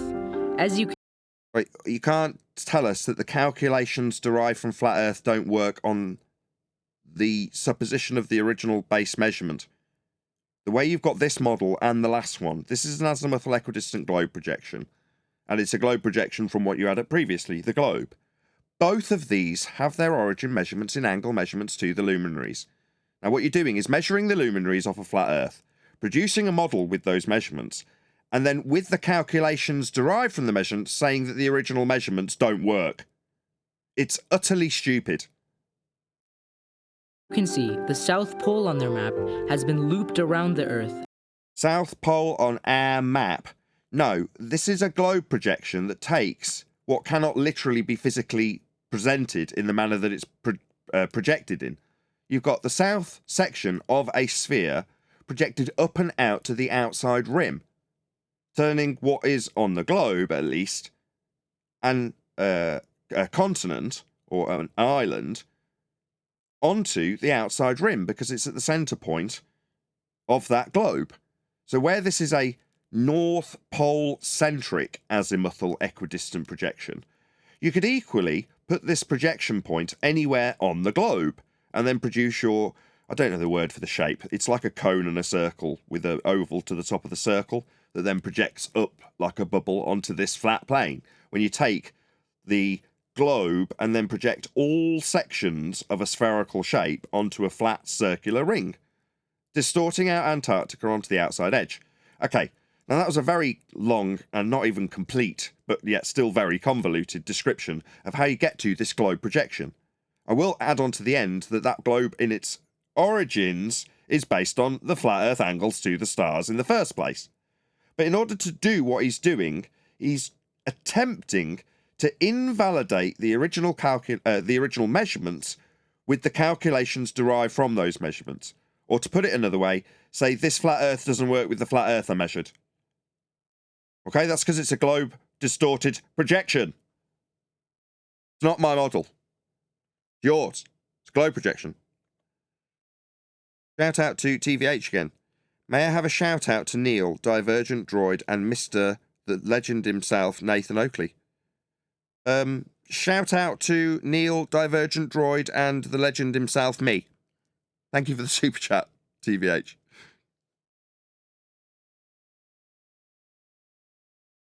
And has become more of a ring than a pole. So during the summer, when the South Pole is illuminated 24/7 on a flat Earth... No, on an azimuthal equidistant globe projection that isn't my model and is a distorted worldview because it's North Pole centric and sends the ice wall to the outside edge when it's a continent claimed to be on the bottom of a ball that was originally created with flat Earth angles to the stars to create the ball. This is total garbage. The sun has to somehow illuminate all of the South Pole while avoiding the North Pole by curving around. Does this guy know what the word pole means? So what South Pole? It's become an outside edge because it's a globe projection. Why are you calling a circle, an O shape, a pole? Do you not even know what the words that you're using are? If this word inconsistency doesn't trigger your brain to say, no, something ain't right here, I'm saying pole and drawing a circle around the Earth. This happens every summer, and it can't physically happen on a flat Earth. No, you can't represent it on the azimuthal equidistant globe projection that's derived from flat Earth measurements when you produce the globe it was projected from. You just don't know what you're dealing with, son. You're just too new to this. You're too green, too fresh out of high school, too indoctrinated with your religious belief in downward forces of gravity from Newton that were outdated 109 years ago. You got a lot of problems. Those are all based on facts, by the way. I haven't stereotyped you with a single thing I've just listed. Try to combat this by saying that there's no 24/7 daylight, which there are. Sorry, who has ever said that there's no possibility of 24 hours of daylight in Antarctica? Has anybody ever actually said that here? I have never actually said that, no. I tended to never make any claims that I remember about that whole thing. Obviously is you can go to Antarctica, any of the poles really, and you can see for yourself. Alright, fine. But what about the moon? We know that it's much closer to us than the sun is. Good point. Within the stereotype, right, if you've got the azimuthal equidistant globe projection being stacked up in false dichotomy on the flat Earth side for their stereotype, false dichotomy and straw man, then if they're suggesting that they're going to, quote, Antarctica, where exactly are they saying that they're going on that projection? They're always going to before 80 degrees south. Every time they do anything, any of these videos that you see, of a supposed 24-hour sun, it's always prior to 80 degrees south, never past 80 degrees south. So they're claiming to go to somewhere around the edge of this ice island that they're claiming exists. But it's not onto the island. They're not actually going past 80 degrees south, which is kind of strange. Okay. We're going to round out shortly, so we'll do a couple more minutes of this dude. But not here. One observation that we see is that the moon's side we view becomes upside down relative to which hemisphere you view it from. No, that's got everything to do with you turning around and facing the other direction. Nothing to do with the begging the question assumption that you're on a antipodal positioned system that you described as the hemispheres. No, those hemispheres are derived from flat plane measurements of the stars, and if you're going to describe it in any way sphere-shaped, you've got to project a globe from a flat plane through the antipodal flat plane system that creates the celestial sphere, to then mathematically conjure a globe within it. So your lack of knowledge of why you'd say this word, actually just an extension of your religious belief that you've been trained into believing that you're standing on a projected model from within the celestial sphere, but on the globe that's projected from the flat plane from within the globe. The angle measurements that we actually measure on Earth. Not that we can be measuring them in hell, but you'll justify moving them down from a surface you're not standing on based on parallel distances and light rays that were also derived from flat Earth measurements. Again, with an advanced understanding of your religion, we can dissect the flat Earth measurements and genesis that you have for your religion. It's pretty clear that this won't happen on a flat Earth, but they appear... No, won't happen what? We won't turn around on the azimuthal equidistant projection and see the other side of the moon? I'm pretty sure that would actually work in terms of how a flat Earth's described with respect to the azimuthal equidistant globe projection that you've strawmanned us with in this instance. Why wouldn't that work? Just move into the other side of it. You know, an issue that most of these people that make these videos have, the biggest issue in not being able to, this is partly why they don't even actually learn anything or research before they make the videos, is that they pre-assume the moon to be what they're pre-assuming it is, or the sun to be what they're pre-assuming it is in their paradigm. And they're trying to fit those things into a paradigm they're making up for us in their head. Right. Yeah. So you don't know what the moon is. You just don't realize you don't know what the moon is. And if you've realized and accepted that you don't know what the moon is or the sun is, etc., then you wouldn't be able to even come to those conclusions of what would and would not happen over a flat plane, because you couldn't make any claims about these things in the sky that you don't know anything about. And that's the problem. They're always trying to stick their model, right? Oh, sorry, not model, their paradigm into a paradigm they're making up for us. Not understanding or realizing that, hang on, do I actually even know what the moon is? Does anyone know it? And look, find out that nobody knows. That it's all, that they just tell you things that they have no support for. You know, apparently they also just have an accept those things and add them in. Come on. explanation for that. Let me show you what they think happens. So. No. Let me tell you what Muslims think. All of them, simultaneously. Seem reasonable? Let's place the moon where they think it goes. 9,600 kilometers above the ground. No, you can't measure the distance to the moon. Yeah? As it recedes towards the horizon, if you're going to infer that you can measure it, what you've got is its apparent angular size and its apparent angular distance? No. As it reaches the horizon, that would infer that when it reaches its minimum, it's crashing into the ground, and its height is 0. Obviously not.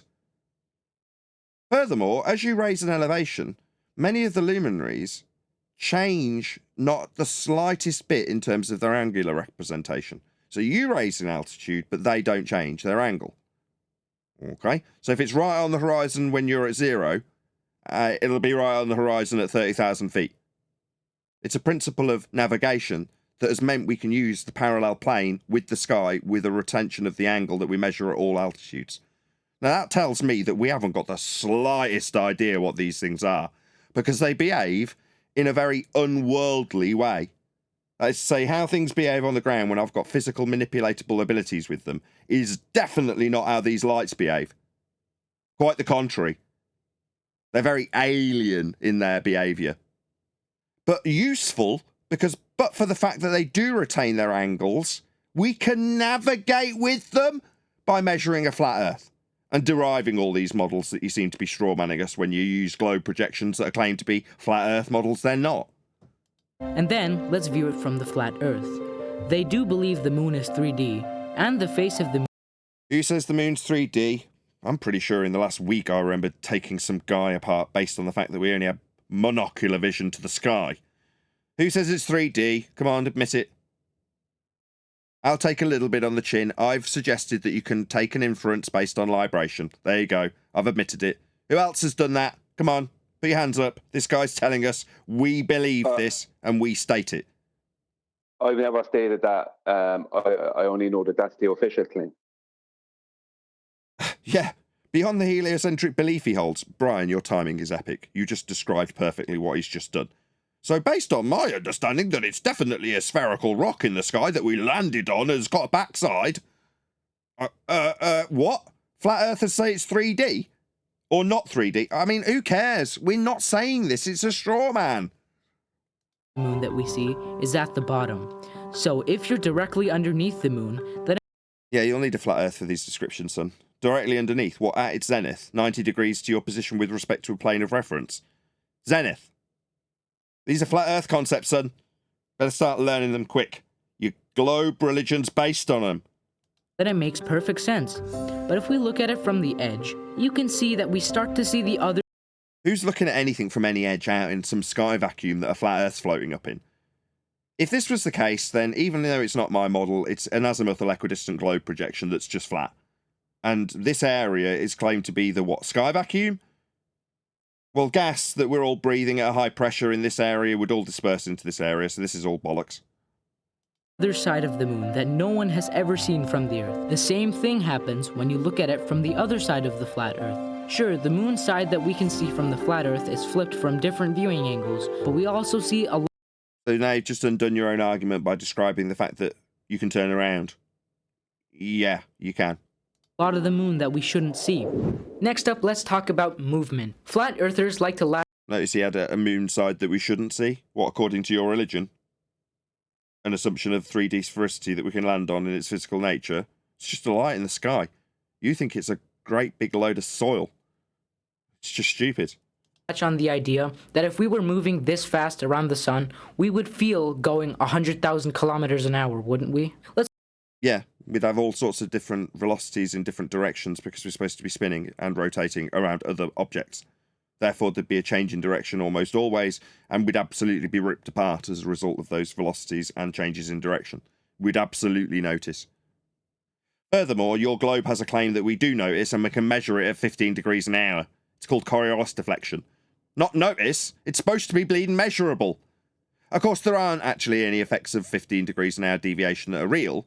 It's just claimed to be there. It's claimed to be in effect. It's called Coriolis. Let's find out. Why don't we? Well, it's because... Who cares? Your claim is that we see 15 degrees an hour, not why we will or won't feel anything. Deviation at 15 degrees an hour is supposed to occur as Earth turns underneath anything not attached as a second reference frame. That's your claim. Not mine. This is sod all to do with me, by the way. Is that someone trying to get in? Go ahead. Yeah, I was going to ask him, how are you going to get 15 degrees an hour rotation of what and from where? Horizontal plane of reference, axis with respect to it.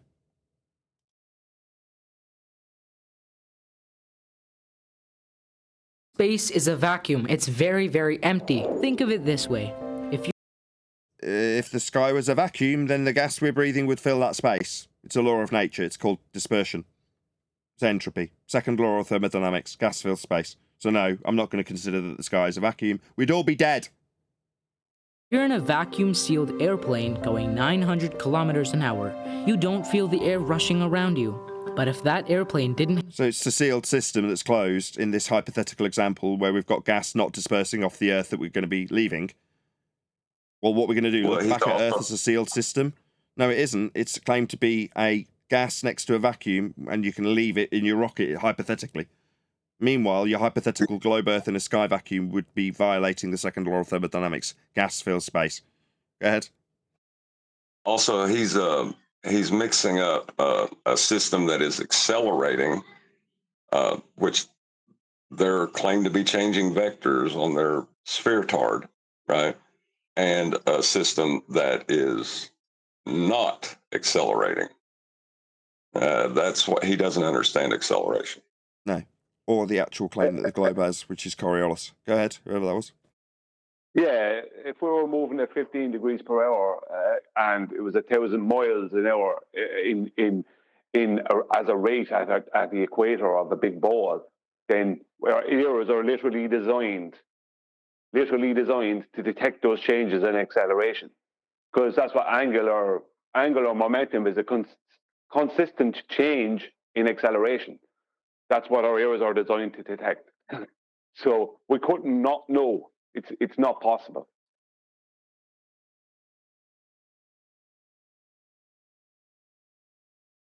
Have any walls and a roof, you would be able to feel the dense atmosphere rushing by you and flinging you off the plane. So without any walls and roof, we'd get flung off the earth. Yeah, well, that pretty much undoes your religious belief in an open system next to a vacuum with gas not dispersing in violation of the second law of thermodynamics. Yeah, you'd need walls and a roof. Your globe Earth religion doesn't have that, you stupid clown. Epic. I mean, epic levels of takedown. How these people, I don't know, how they get across the road. I'll get up out of bed in the morning without getting hurt. It's like, you would need definitely walls and a roof to stop that from becoming a major problem. It's like, you mean the walls and the roof you don't have in your paradigm? Yeah, he also earlier, before you got here, Brian, told us how stupid the bent space-time in Flat Earthers' electromagnetic idea was. Like, bent space-time's Einstein. But because he hasn't been taught it, he's more than happy to hear it attached to a flat Earth concept and call it stupid. Like, this is Einstein, you stupid boy. It's part of your religion, not mine. The best description of the movement was given... Go on.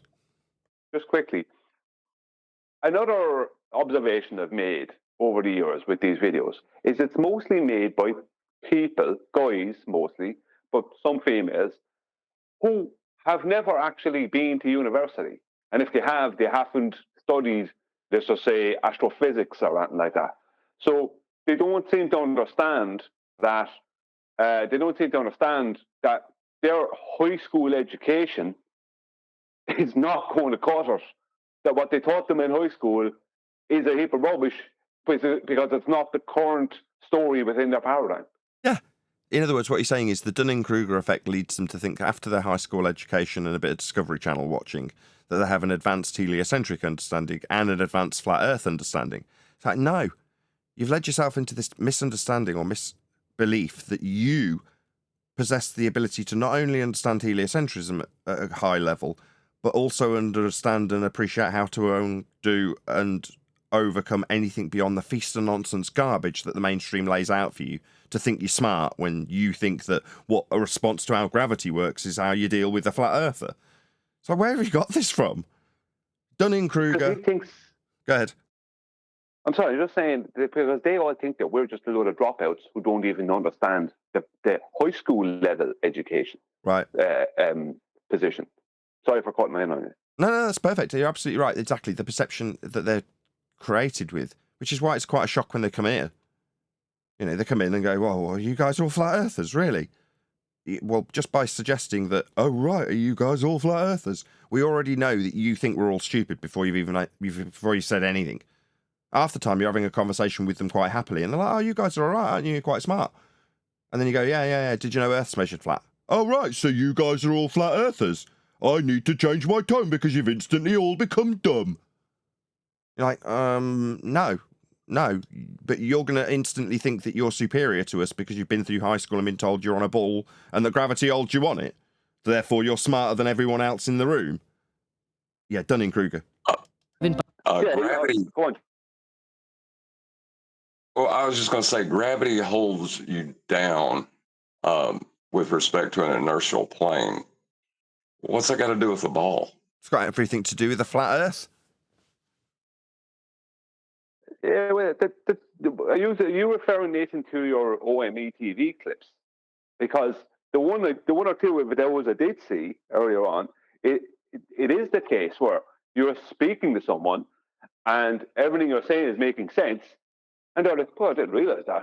That's good. That's good to know." And then you say, because Earth is measured to be a flat plane, and they suddenly change their tone. Is this a consistent thing? Yeah, I would say it is. It's like suddenly everything you said that was 100% correct that they didn't even know about beforehand suddenly must be wrong in their heads because you now are stating that the Earth is not a globe. Yeah, I don't know how the magic trick has led everybody in the normie society to think that they're in a superior position. All of a sudden, it's like, okay, so because you've got the same religion as everyone else in the Western world, and the majority of the rest of the world for that matter, you think that somehow you, with exactly the same education as everyone else, is in a superior position about this? Whatever would lead you to that position? Whatever would give you that idea that suddenly you're the smartest person in the room because we're talking about space and Earth being a ball? It is Dunning-Kruger. I've said it 3 times, but that is what it is. Oh, I know all about this. Do you? You haven't got a clue. You know what would be nice to find out where he find out that all that information about flat earthers to compare to the globe Earth model. Do you understand? All that what he claimed until now. I don't understand where he find it. Even I think that flat Earth Society has no that claims what he claims. I don't know. All I can do is pull He's making it up. Yeah, after it's made up. Yeah. Because he thinks that's okay. Because what happens is that these people who get their high school education, they don't realize that they're actually being trained to be Dunning-Kruger. Yeah. That's where their training leads them. So they're trained to be that person. And there's a lot more high school, let's just say, people who, let's say, completed high school than people that went on to university and completed degrees and PhDs.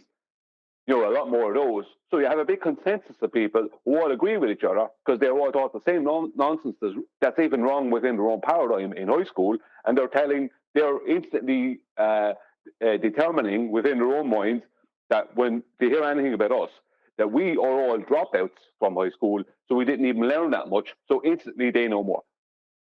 Yeah, they've gone through a comprehensive education. It's like, all right, so you've been taught the ability to think logically then? No, you've been taught how to repeat something and write it down on an exam paper, like everybody else in the country. So you've got the same base knowledge of everybody. And because you're taught that absolutely every bit of it is correct and 100% right, you'll rattle that off with the firm assurance that you know that that is right. It's like, what are you doing? Dunning-Kruger. But like you say, Brian, they've been trained to be that way. So they don't notice things like automatically assuming their outcome. Well, I'll just automatically say that I've been on a ball for many years, therefore let's time to measure it. Speaking of which, we'll be covering Thunderfoot tomorrow. Obviously, we're going to run out of time today. We'll just get to the last couple of minutes of this video, though. It's probably less than that now. By the great scientist Isaac Newton. One of his laws of motion explains... The laws of motion of Newton were not right. End quote. I think it's Feynman. No, you're 109 years out of date, but thank you for confirming what we already knew. You ascribe to the high school education of Newtonian gravity, which is 109 years out of date, superseded by the fourth dimensional space-time invented by a man named Einstein. Go ahead, G+. Oh, yeah. Go ahead. Sorry. I was just going to say, and technically Newton wasn't a scientist because he at no point ever committed to a hypothesis let me quote him. I feign no hypothesis for gravity. End quote. Newton. Also, Newton's laws of motion are only applicable on an inertial plane. So what relevance does this have to his religion? Nothing. It's being described right or wrong with a flat plane.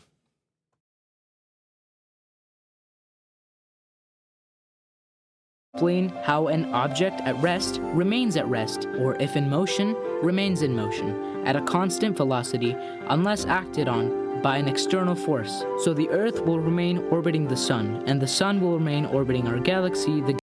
No, this is just church rhetoric. That's all this is. Came from the Roman Catholic Church. Go ahead, Brian. He doesn't understand that Newton's laws of motion. Now, what John just said a minute ago, I wanted to jump in and say exactly, but I didn't want to ruin what you were saying, Nathan. I didn't want to jump in then. Newton's laws of motion are based off a stationary, an inertial plane, right? They're not. His laws of motion have nothing to do, technically, with what the claims of with the claims that were being made concerning the supposed solar system. Right. That They're was not, you know they're not intertwined. They don't really apply there. Right. No, Right. he's got a choice. He can either apply them to the heliocentric solar system, in which case you could make that claim, but it would make those laws invalid for us on Earth, however you view it. Yeah, because it's that John outlined it perfectly. It's that initial definition of what these laws are applicable to, and they're not applicable to something spinning at 1,000 miles an hour and moving at 66,000 miles and some. Yeah, it's applicable to a stationary plane of reference and what things are objects do on that reference. Not if you start moving the frame of reference, that means the laws are no longer applicable. Right, and in the context he's tied it to a Copernican frame of reference that's sun-centric. You're like, well, that's completely non sequitur to what you've just described. You can, as Adam's just described, but going to a church rhetoric after describing Newton's so-called laws, which were not right, is non sequitur. Now, like I don't know if anybody has summarised this already. This is just part of one section of the heliocentric indoctrination you receive in high school. Doesn't mean it's necessarily intertwined, but the belief that it is what he's now expressing. In other words, another successfully indoctrinated heliocentrist religious zealot is born. And now he's defending his belief about what he doesn't understand about his own religion and pegging it on flat earthers. It's pretty sad, really, when you actually break down what's going on with this poor little sod. It is because he doesn't even understand that actual difference between Newton's laws of motion and claims he might have made concerning a solar system. He doesn't understand the difference. Yeah, it's Copernicus. Yeah. Well, the galaxy will remain. Newton's, just so he knows, or people know, Newton's claimed force of attraction between masses, gravity, that they ascribe to him, what they actually do ascribe to him, as opposed to all the nonsense they're trying to ascribe afterwards. That originated with Kepler. It was Kepler that inspired Newton when it comes to that. So that actually originated with Kepler. It has absolutely no connection to Newton's laws of motion, which are purely based in our 3D reality. Right. As soon as he says it's in the heliocentric model, he by default, it then means in his worldview, Newton's laws are no longer applicable. Exactly. Moving towards Andromeda and so on, until something stops them. People who believe in absurd theories will always exist. The best you can do is not believe in them yourself, and try not to fall for any conspiracies. Like you. Yeah. He's the one that believes in absurd colloquial theories. Right. This is pure projection. 100% projection. He started this with his first little proofsy. Nothing he's covered is to do with flat Earth. I'll just reiterate that. But his first little proofsy was about what flat earthers believe versus what he believes when it comes to gravity. Now he's rounding out by saying, best not to just have these beliefs. Yeah, I can get away with saying that. And I do. But you definitely can't. A lot of them are just scams. I hope you learned something from this video, because I sure did making it, and if you are a flat earther, I hope I did something to convince you otherwise. Thank you for watching till the very end. If you liked what you saw, then you should watch. Go ahead, Brian. A lot of them are just scams. Where did anyone validate at any point that someone was a flat earther as a scam? Nobody did. How was that even? Go on, Adam. I'll go with Dave Weiss. Yeah, okay, fair enough. But we validated that. They didn't validate that. But that is true. Yeah, 100% correct. Hold on. And Jaron Campanella. And Witsit. Yeah, sorry. I stand corrected. Yeah, but they're not being a flat earth scam. They're scamming people by pretending to be flat earthers. So flat earth Dave, that's Dave Weiss, was put on the spot by Jesse. What's his surname? Jesse Lee Peters. Jesse Lee Peters, and asked, do you know for sure and without a doubt that the earth is flat? I think it was 28 times. And one of the responses was, quote, "It could be a really big ball," end quote, David Weiss. So when we say David Weiss scam, it's like, well, he's scamming people into believing he's a flat earther and using the good name of flat earth when he doesn't believe that the earth is flat and cannot say for sure and without a doubt that the earth is flat. In fact, when push comes to shove, when asked exactly that, he'll say the earth could be a really big ball. That's the scam. No, he holds flat earth as a belief that can be changed at the drop of a hat when he needs to change it. Because it's not something he's claiming to know. He's just claiming it as a belief. And we can all change that. Any more comment on this dude's video? Yeah, I have one last thing to add in. What you notice about flat earthers is if you go through flat earthers and that are out there is a lot of college, let's say high school dropouts. And there is a section of people like Adam who have higher level education, right?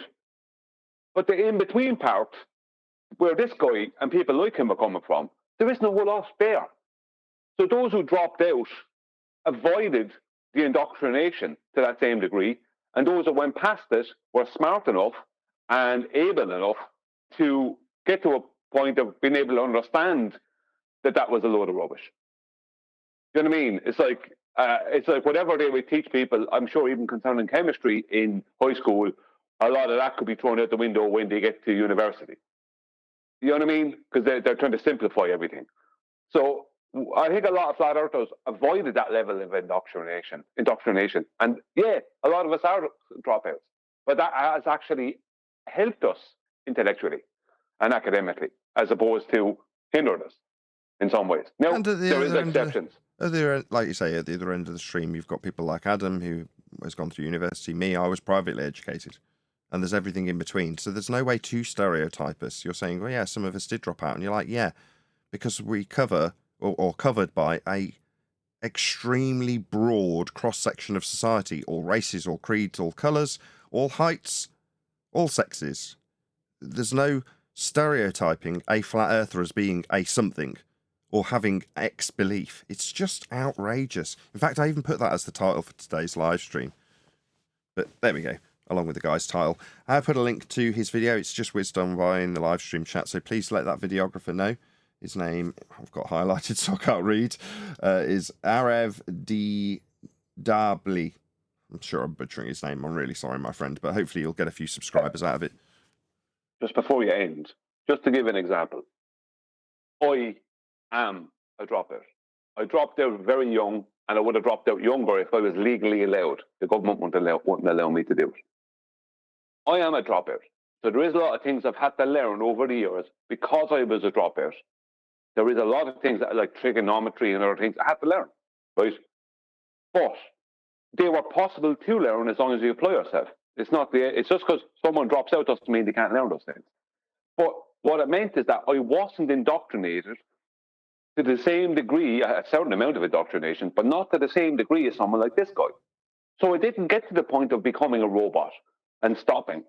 Whereas then there's Adam, who wasn't a dropout, who excelled, I'm sure, academically through his school years, and then went into university and excelled again. And now he's excelling as a chemist. But the point being is that we don't have a lot of flat earthers who just go through high school and then walk out of there and start telling everyone that it's a globe. Because that seems to be what ballers are. Because they keep on, I notice myself from my own research, over the years, most of the ballers just have high school education. And they just pre-assume that you don't even have that and that you're stupid. So consequently, they think they already have the answers. And that's where most of the time where they trip up and where they end up getting corrected by someone like me who did drop out but has done research since and is able to correct them on the things that they don't actually understand because they only have a high school level education. Perfect. With that, I'm going to say if you are watching this on either Nathan Oakley 1980 or Nathan Oakley Premiering streams, then stay tuned as there will be an after show to follow. Even notice it. It's like, it's really becoming telling the level of education that our opposition have. Really is, because if they had any level of education concerning, let's say, chemistry and things like that, they would have definitely spotted that I was saying this thing a little bit wrong. You would have spotted it There's a reason for that. in a heartbeat. Do you want to know why I think that occurs? Well, You've got to be at a certain place mentally and educationally to make videos about anti-flat Earth. If you're a bit better researched, you go, oh crap, we're measuring it flat here. Now, there's a couple of instances. The best example is Conspiracy Cats. He went through that transition whilst making videos. In other words, he reached a point where he went, oh crap. Now, I don't know if it was before, during, or after him making a video and saying, I'll give you a flat Earth for this angle representation that requires Earth be flat to give it you. I'm paraphrasing. But there must have been a point for him that he realised, because he's done a bit more research. Admittedly, not researched enough when entering into the videography, and then realising halfway through it's measured flat and there's no way of getting around it. So he buggers off and gives his channels to other people who were at that stage he was at previously, and he disappears into the wild blue yonder. Now maybe he crops up to do some videos about ghosts and ghoulies with ranty flat Earth, but my point is that there was a clear distinction with him being admittedly held over the ropes by me and Tommy for his gas pressure without a container, and simultaneously telling us that I'll give you a flat Earth for that, was about the point, or that's slightly shortly after, that he's gone, no, I'm not going to make any more videos. I'll hand off my channels to these other people. So what I'm saying is, if you get that little bit more educated than the people we're opposing, you realise it's probably not a good idea to make videos. Yeah? That you're going to get proven wrong. So the smarter people don't enter the arena, is my point. Exactly, because that's what he did. Right after he realised, I'll give you a flat Earth for that, because he knew that he could not. Right? Because you can't do the thing without treating the Earth as a flat plane for 50 or 60 miles or whatever it was. So consequently, he had to say, I'll give you a flat Earth for that, and then disappear. Because he knew he had reached the point where, oh, I actually can't defend any of this nonsense because against these people, because I have to, it's going to get to the point again where I have to give them a flat Earth. Yeah, exactly. Yeah, to actually go through the argument. So that always puzzled me with Rufy. You seem intelligent enough to realise this, but he does the opposite. He realises where the faults are and tries to work his way around them within the paradigm. You're like, man, that is deep, deep and painful. But more power to him. I have to say that Rufus has to be the number one ball. I know what way to describe him. Ball supporter, as he's smarter than the rest of them. Probably him and Conspiracy Cats are probably even out. Maybe, I don't know. But even Conspiracy Cats though has the common sense though to know this ship is sinking. I'm stepping out. Do you know what I mean? Even though he doesn't want the ship to be sinking, he's got enough common sense to understand it's time to jump ship, or maybe not jump ship, but just not keep on shouting that you're about being on the ship that's sinking. Whereas with Ruif, I call him plain Titanic Williamson, and they call him this to himself, like I'll write it to him, because he's staying on a sinking ship that he knows is sinking. It makes no sense. Yeah, I'm going to start calling him that too. Glenn Titanic Williamson. Absolutely correct. He's on a sinking ship. It's going down. At least Conspiracy Cats has gone, I'm not going to concede because I'll get it in the neck from all of my own side. I'll just vanish. And I'll keep them happy. I'll give several of the more prominent ones that aren't raising up in the ranks as quickly as Cats did.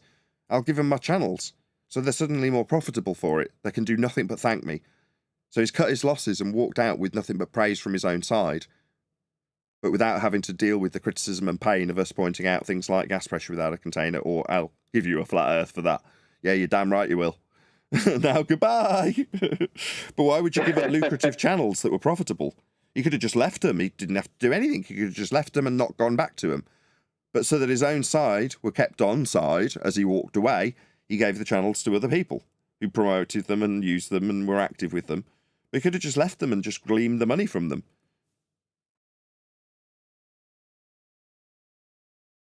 Yeah, and he gave them to people that he knew were just stupid enough. like, and hungry enough, like McToon.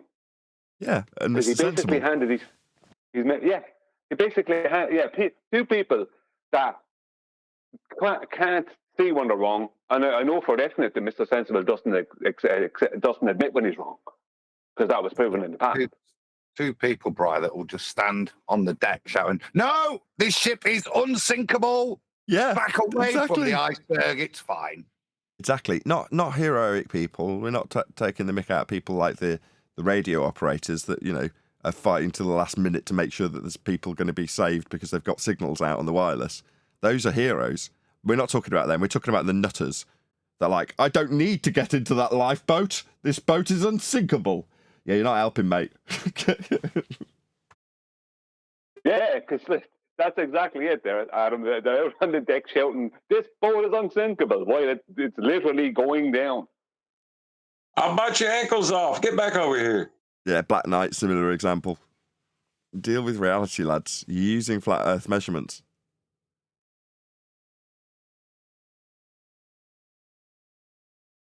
And Oh, I'm sorry, Nathan. Go on. No, go on. I was going to draw an example to something else that I watched recently with No, go ahead.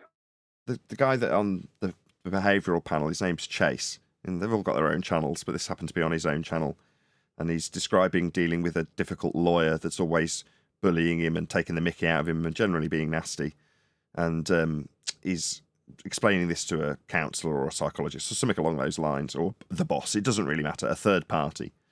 And the doctor asks him about this bite that he had 10 years earlier from this fish, where this fish bit hold of him and poisoned him and caused him a lot of pain and put him in hospital. He's like, do you get angry at the fish? And this guy who's telling the story, Chase, says, well, no, the fish is just doing what the fish does by its nature. How can I get angry at the fish? And Chase explains that this guy's asked him if he gets angry at the fish, just stares at him for 15 seconds until the penny drops. Oh, the guy's just like the fish. He's just doing what is in his nature to do. Yeah? For whatever reason, he's the product of his environment, his upbringing, his education, and the end result is that. That's how he is. Yeah? And everyone we deal with is the same. Doesn't matter if it's Cat, MC Toon, who's the other guy we just mentioned, Mr. Sensible. They're all the same, right? They behave in very telling ways. Yeah? The way they respond to me, it brings a wry smile to my face when their non-responsive answers ad hom me. You're like, yeah, you do what you instinctually do when dealing with something you can't cope with. Lash out in a very primordial way, with very fight or flight. That's how they behave. You go, okay, Cats ran away. Toon and, what's the other guy? I keep forgetting his name. Mr. Sensible. Get into fight mode. They want to send the police round to me. You're like, really? Is that gonna do your elevation angles that you're getting for your challenge, Toon? Is it gonna undo the R value that you debunked with Mitchell, Mr. Sensible? No, but you want to send the police round. Okay. If that's what they want to do.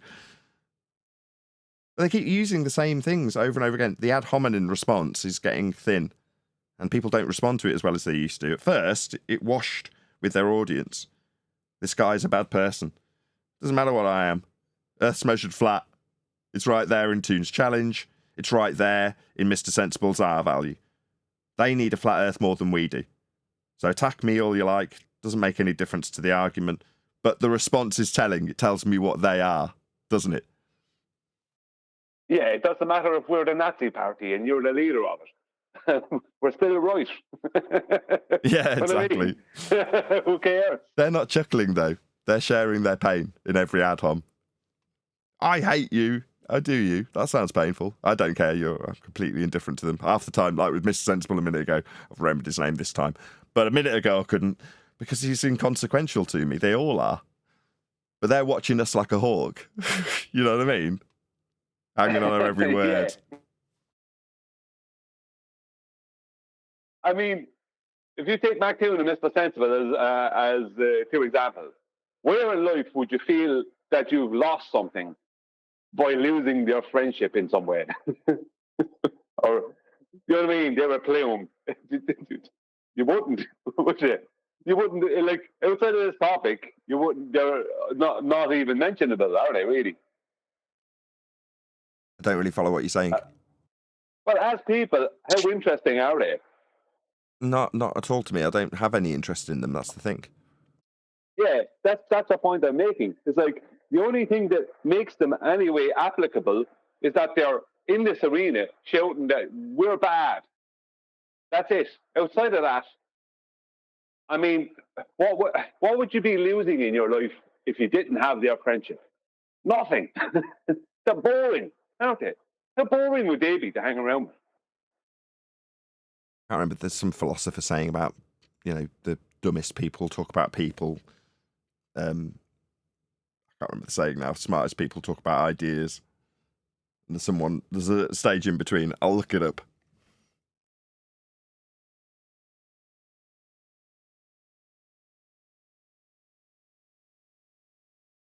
I watched a little bit of Globebusters last night. I'll have to watch on more of it. I only saw a bit of it. And they were covering air flight. Now, I don't know what they covered after the point that I watched, but at the point I watched, they were covering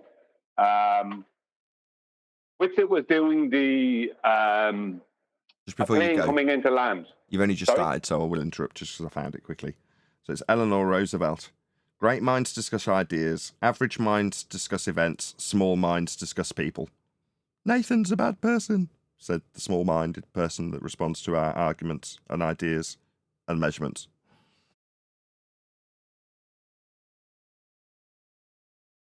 Well, we were just discussing them as well, so that kind of puts us temporarily in that bracket. Yeah, by doing that, I, strictly speaking, bring it back onto people, but with an Eleanor Roosevelt quote about the expanded ideas that we will be discussing shortly, that I interrupted. Go ahead, Brian. Anyway, back to what I was watching on Globebusters. Which it was covering a plane coming into land, right? The depression angle it must take, that they must account for. And if you look at there was one basic equation that pilots use across the board, but a lot of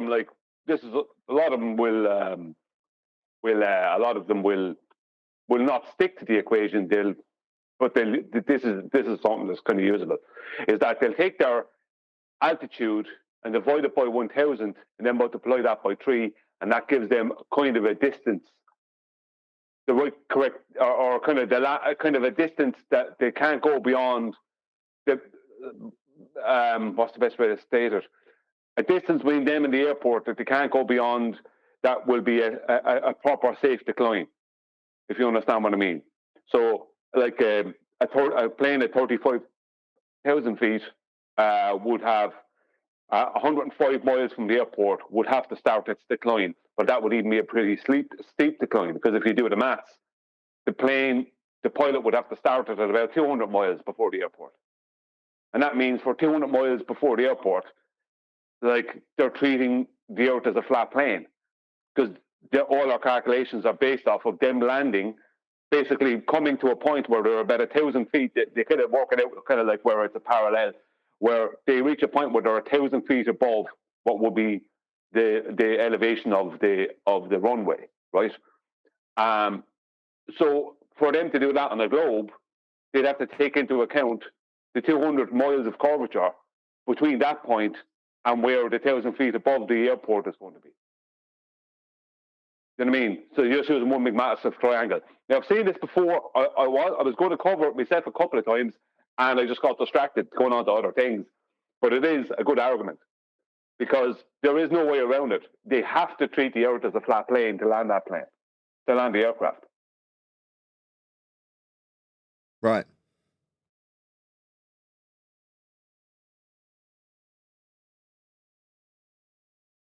Why were you watching Globebusters?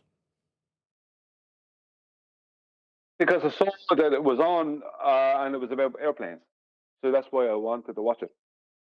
I mean, I'll still watch it from time to time. Like, a lot of it is nonsense, but now in the end, you get something out of it. Fair I enough. mean, it's not Question is- 100% nonsense. You know what I mean? There is sometimes good stuff in there. What? Did they bust the globe? That's the question. Well, the airplane position that Whitson was taken up at the start of the show. As I said, I only watched the first bit of the show. I don't know what happened after that. But the Whitson's part, yeah, made it pretty difficult, made it impossible to be a globe. If you think about the calculations, that a plane at that kind of elevation, 35,000 feet, would have to be kind of looking to start descending towards the Earth at about 200 miles out from the airport, which would require, you know what I mean, treating the Earth as a flat plane for 200 miles. Yeah, and to treat it as a sphere, you're going to need a radius. Where did they get it from?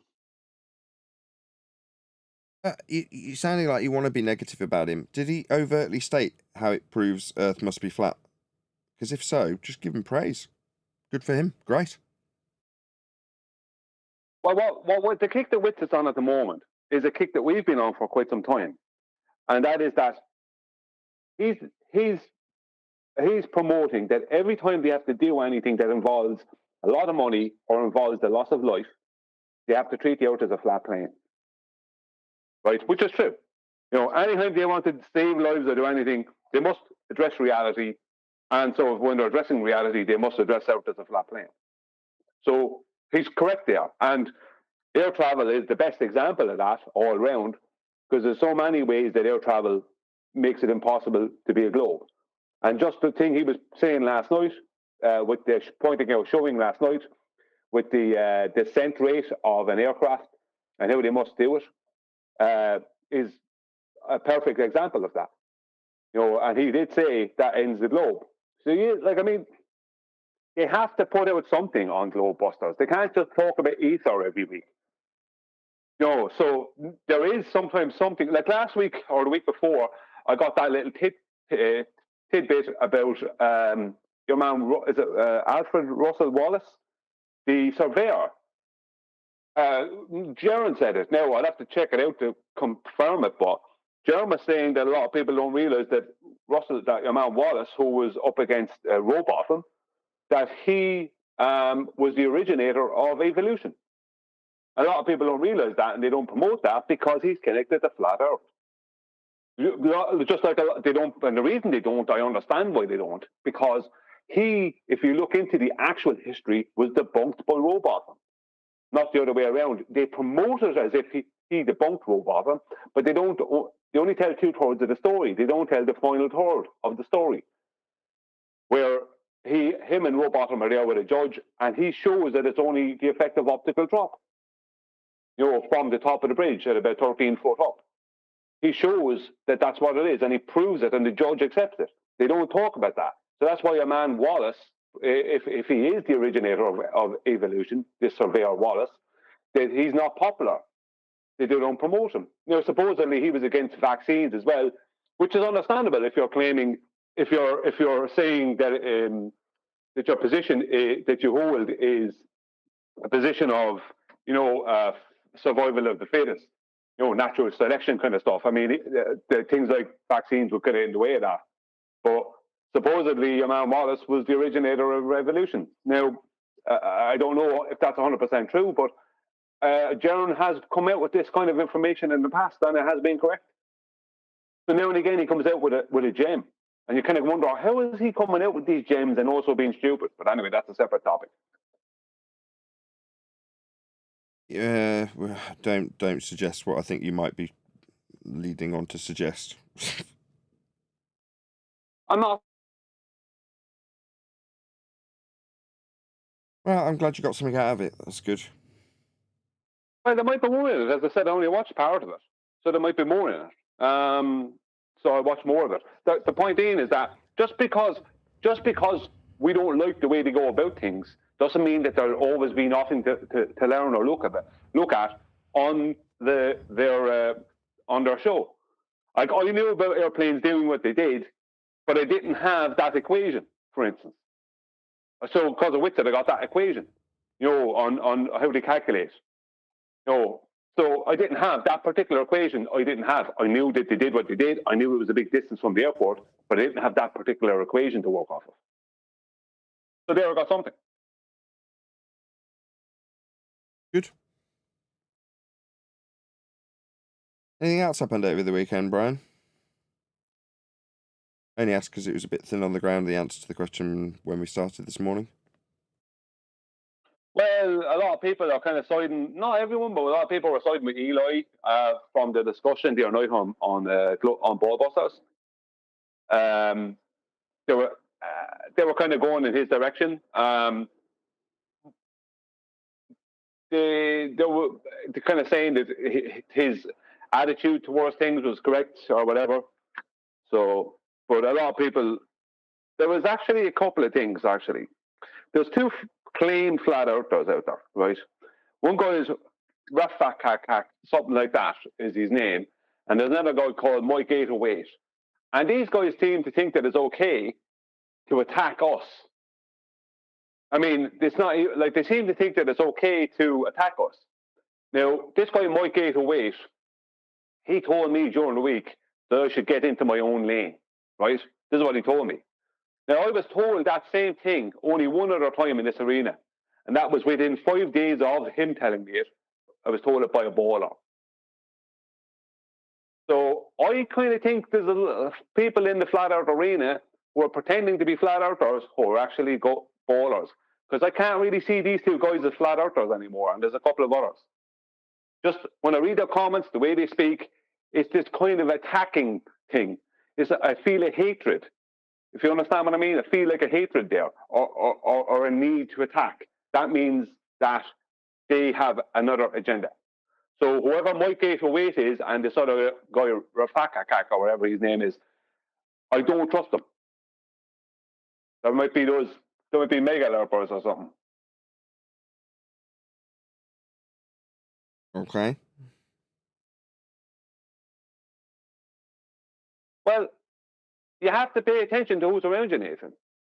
I mean, saying, okay, as if it doesn't matter, you have to pay attention to who's around you, because they're the people who will attack you when you need them not to. No, don't I know it, mate. Yeah? No, I'm not disagreeing with you. Yeah. It wasn't a sarcastic okay. It was just my one eyebrow is raised, and that needs to be verbalized as my eyebrow's not on screen.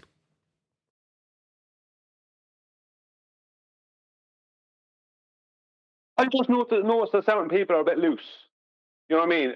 Because there's a difference between slagging someone off, right, and actually having a little issue. You know, you can feel the difference. You can feel it from a comment. So if someone has a little issue or not, and telling someone to get into their own lane for a start, something like that, that's pretty arrogant. Number one, but it's also kind of dismissive. And I wouldn't be expecting that from a flat earther. Maybe a baller, maybe, and the baller who said it to me, I put him in his place. But the point is that I'm not expecting that from a flat earther who supposedly follows this show. Are you sure it wasn't just a literal reference to the fact that you're probably a crap driver, you've only got an automatic license? Nah, it was like, get into your own lane. It's like, this is my lane. You know, what was the conversation about when you were told to get in your own lane? What was it that you were... with regards to Eli, no, you did say. I can't remember exactly what it was, but I can't remember exactly what it was. It was from the guy Mike 808, so that it wasn't to do with the conversation the other night on Ballbusters. It was something else. It's like, yeah, it was like it complimented me and then told me to get into my own lane. It's like, kind of like, it was something to do with what we were talking about during the week. Yeah, it was to do with never remember. It was to do with my position on your experience at that social, that flat out social. He was telling me, just stick to doing a bit of research and stay with that. Get into your own lane. It's like, this is my lane. I have a lot of lanes. Do you know what I mean? Get in your own lane, Brian. Yeah. Do you know what I mean? The only other time in 9 years I was told that was within 5 days of that, maybe 3 days, by a baller. I find that pretty strange. Get in your own lane. I'm in it.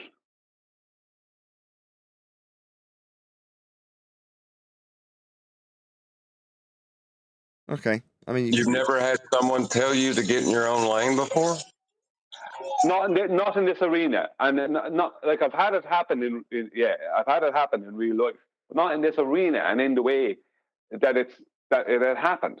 Also, that guy, Yaman Rafakak or whatever the guy's name is, he keeps on like his comment underneath the video the other night was Brian and Candace sitting in the tree, and obviously he didn't add in the rest, but people add in the rest.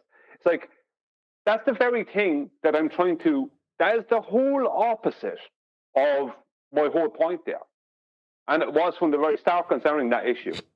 But yet, that is what he's choosing to jump on again. He's just taking the mick. You know, it's third grade stuff. I don't trust it. It's third grade stuff, and it's one way. It might just be, if they're on your side and they say that, it's a way of just sort of fobbing you off. Oh, it's just because you fancy Candice. Well, oh yeah, that's true. But just let me finish. Just let me finish. But it wouldn't matter if you did. Again, it's another one where what are we actually talking about when we're talking about the reach, social influence, general demeanour, categories that are being researched, feast and nonsense. Does any of that have any bearing about whether or not, for the sake of argument, you found her attractive? Well, no. So just for the sake of argument, if you just started off the discussion by going, I really, really like this girl, she's very attractive to me. You're like, that's fascinating. What about her? Well, she's talking about flat Earth. And then potentially it'd never get mentioned again. Now, in this instance, you haven't done that. That's not the inference. But that'll be how it gets spun into anyway, won't it? Why? Because, well, that'll just annoy Brian. It'll undermine his point that he spent ages going through. So why not? But why is there a need to undermine the point? There isn't one. That's my issue. That's why I said if it was a friendly doing it, you'd be doing it just to have a bit of banter with you. So if I was like, after we discussed it in great detail, and then obviously and overtly I go, I said just because you fancy it, that's the only reason you brought this up for us to discuss. And that's just me having a dig at you for the sake of having a laugh. Whereas if someone's doing it in the comment section, it almost seems like that's trying to undermine you, but it might just be someone on their own side that's just trying to do that like I've suggested. It's just because you fancy her, innit? Like, yeah, nice try trying to undermine it, but no, that's not what happened. And often they're gauging how much you react to that. Because if you just go, no, then the joke doesn't work. Whereas if you go, I don't fancy her, how dare you accuse me of that? I actually definitely don't fancy her. Why would you suggest I've actually got a girlfriend? Then you go, oh yeah. Why so defensive? So it's just someone just messing with you. Yeah, I understand that. But my issue with the whole thing is I was there the other night and I had to say, yeah, I do like Candace. I had to go as far as stating that, right? Something that all the guys who are heterosexual would state, right? It's like, why are you telling me you don't like her in that way? The point is that I had to state that simply so I could get on with what I was saying. It's like, why could I not say what I was saying? Why did how she looks have any? Why does that have any bearing on the point? And when someone continually, because this is not the first time that guy has kind of attacked me on that. And it's just like, I had a little thing with him a while ago, a little interaction with him. It's like, when someone continually wants to undermine you or undermine your point, I find that, right, I read. Yeah, he's not taking a piss out of you anymore. If you had something with him before, then Nathan, I'm sorry, it's not him taking a piss out of me. Who? Whoever the guy was that said that. Yeah, he had a kind of thing, like he kind of has this ongoing thing where he's kind of slagging me, saying I have a French accent and things like that. But this is coming from his intent is the issue I have. Because this has started a while back with this one guy. Now, the Mike 808 guy, this is only recently that he decided to tell me to get into my own lane.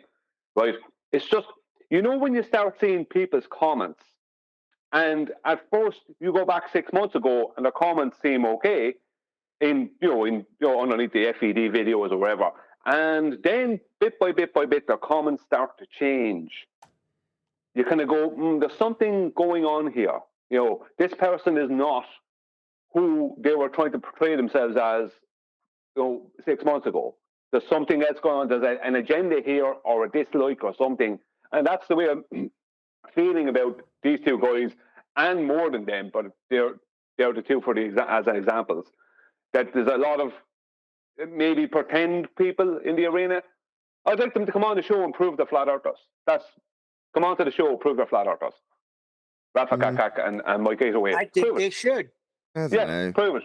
Well, I don't know, because if we were, without being too derogatory, if we were like Witsit and we're trying to incorporate everyone into our little fold, then yeah, you want to know the allegiance. But given that we're just as critical with literally everybody, even ourselves, like literally only last week I was criticising myself from 10 years ago on a video we were responding to.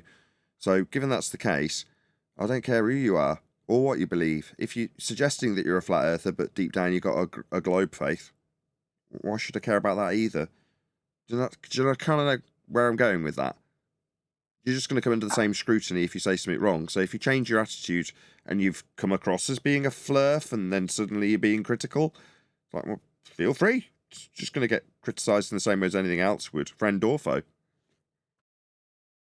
Sometimes it's like lumpy gas in a vacuum. He started saying some strange things, and not to do with the flat, measured flat stuff, but other things. And I think it was him or someone. Maybe it wasn't him. Maybe it was wasn't him. Maybe it was someone else. And QE also noticed that this person was saying some strange stuff. It's like the behavior is not the behavior of someone who actually supports you. It's the behavior of someone who's there, but they actually want to have a little go at you all the time. What's your issue with me? Do you know what I mean? So when someone in real life keeps on wanting to have a little go at you, it's like, this is not humor. This is you have a little issue. And why they have a little issue. Do you know what I mean? That's what it is. Where are these little issues coming from? I don't know you personally. I don't know what I did. But something I've done has annoyed you. Yeah. And again, turncoats, as you're describing, I've dealt with for 10 years. People that seem to be on your side, that gain your trust and friendship, and then immediately turn against you when whatever displeases them, or they're not adult enough to discuss something that they've got a difference with you in an opinion or a belief or whatever it is that you're dealing with. And ultimately, that's kind of, in a way, a good thing as well, because sometimes the people that you interact with become your friends, people like you, and then other times people that you could develop a friendship with don't, and they end up turning on you. Most of the time it's pretty neutral, but I'm just saying there are extreme examples where you gain a friendship out of just doing a show like this, and other times you'll gain an enemy from from a person that seemed neutral at the first outset of your interactions with them. So yeah, and there isn't the correct reason for it, if you know what I mean. You haven't done anything to them. They just suddenly have an issue with you. Yeah, but people are weird. The amount of people that seem perfectly reasonable at face value and then suddenly are doing something totally unreasonable at your detriment. You're like, okay, it's par for the course. People are shit.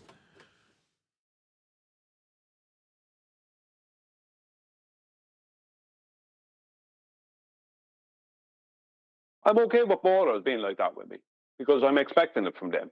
Do you know what I mean? I'm expecting it from them if I see comments that are negative or whatever. That's fine.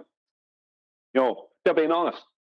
But I can't stand when someone's pretending to be on my side or to like me, but really they have a little issue with me. That's someone standing behind you waiting for their opportunity to get you. Maybe I dealt with it too much in my own life myself as I was growing up. I don't know.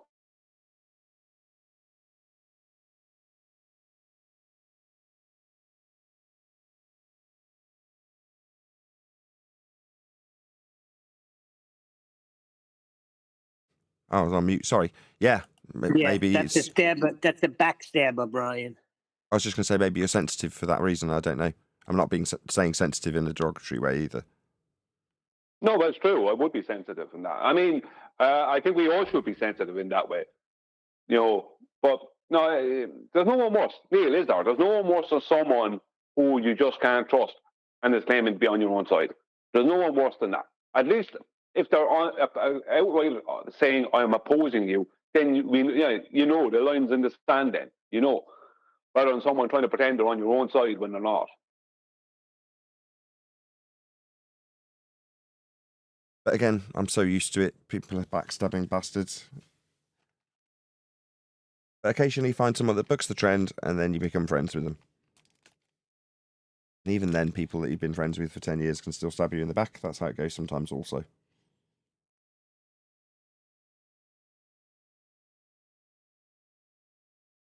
No, I'm sorry. I don't agree with that. If someone stabs you in the back, then they were never your friend. Yeah, sure. But it might take you 10 years to figure that out. Same. Yeah, I know what you're saying, and you're right. But it might take you 10 years and your stupidity and naivety and ignorance to figure that out. Yeah, you were their friend for 10 years. Yeah. But they weren't your friend. Yeah, exactly. That's the thing, isn't it? Yeah. Jaron is a great example of that with you. You And spent years promoting Alwyn him. was never a friend. I don't know what Arwen was. It's hard to know. Arwen is just decides to do his own thing all the time and attack people. Hard to know what Arwen was. But Jaron He had an agenda. Sorry. Maybe. In any event. I know we're kind of dissecting the personal aspects of this subject, and when it's our opponents reacting to our arguments with personal attacks, I kind of roll my eyes or laugh or just think, how telling. That's the nature of you, isn't it? That you are that beast. That is your nature. Are we going to go over that? I thought we were going to do ThunderClown today. What happened? Yeah, we did. We did a different video. We'll cover Thunderfoot tomorrow. That never works out that way, but I'm going to hold you to it. Oh, okay. Yeah, it doesn't, Nathan. It never works that way. Sorry, You'd be better off doing Thunderfoot now. He's talking about measurements, though, Brian. So, Nathan may stay with it. Well, I'm glad there's Brian around because I can tell him be around for the live show tomorrow because we'll cover Thunderfoot and it should be a laugh. He's saying he can measure Earth's sphericity, which he's begged the question of in the first 5 seconds, with 100 quid's worth of equipment. So it'd be intriguing to see what he's actually got to offer. I can't guarantee I'll be here tomorrow. I may or may not be. Fair enough. But now would be a better time. It would, but we're not going to. We're going to cover it on the live show. You're trying to sell to me tomorrow's show how brilliant it's going to be. And I'm saying, we're here right. Go on. Sorry. Tomorrow's not guaranteed. Exactly. Very good, Huey. That's true. Exactly. This is it. We're here now. Now it can happen right now. Let's have the party now. Never mind tomorrow. At least give us a few minutes so we could, get excited for what's going to happen. I don't know if he's doing it to be humorous, this being completely out of character. I don't really get it. When we were covering Creaky, you're like, appeal to the future fallacy after appeal to the future fallacy with what might happen with Witsit in the future. You know what I mean? Now there's only the here and now. Oh, well, that's a bit of a turn of attitude. I wonder why that wasn't applied when it was the concerns of Candice and what she may or may not get up to in the future. Oh, you having a go at me? I thought it was QE. Yeah, no. But we don't know if tomorrow. Tomorrow is not definite. We know we have today. So let's make the most of it. We're here now. Let's do this. We'll cover it tomorrow. 4 more hours. We'll cover it on the live show tomorrow. We only have the present. Look, the past is gone, and the future will never come. That's true. Only the present exists. But if we happen to we've get only hit by buses tomorrow and we never cover Thunderfoot, I mean, we'll always have gas go down, go boom, boom. Did he make a new video? Tomorrow, what you could do today. Yes, he did. He made a video claiming he can measure Earth's sphericity for $100. Wow.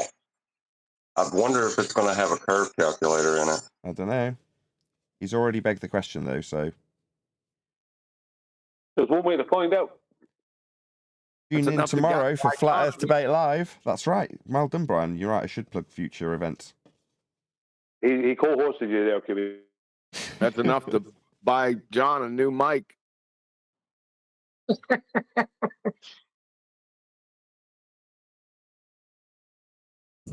Indeed.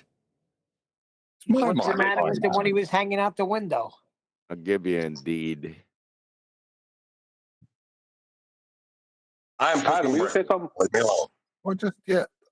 Is my mic fine now? Yeah, it's perfect. Yeah, I didn't do it then. It was Discord, not me. There's something wrong with your connection to Discord on Saturday. Well, I dropped and came back a couple of times, but it didn't seem to help, so. It's not your mic, it's your volume, Adam. You can't listen. You can't say anything about anything. Yeah, Like, you can't. Yeah, you just let us handle it. I've got the worst mic on planet Earth, haven't I, Neil? That's a good Adam. You're quick-witted boy.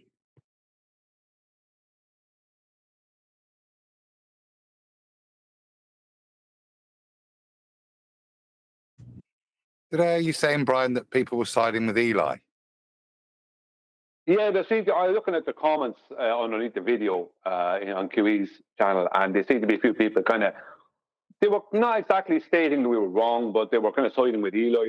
I understand that where they're coming from, but I don't think they're understanding our position maybe as clearly as we would like them. I think Eli demonstrated that only a few people have emotional investment in her, which is what I was trying to point out. My pleasement with her current topics isn't to do with that. But if you listen to Eli, the reason not to listen to her was because he used to like her in this field, and she disappointed him.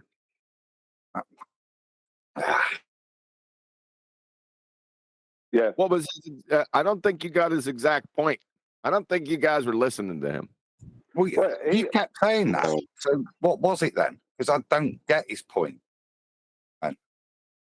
I can't remember. That's helpful.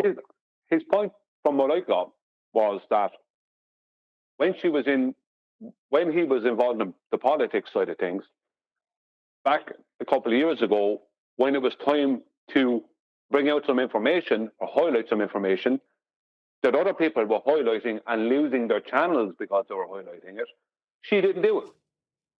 A little bit like Witsit, where speaking around the topic instead of going to the bullseye.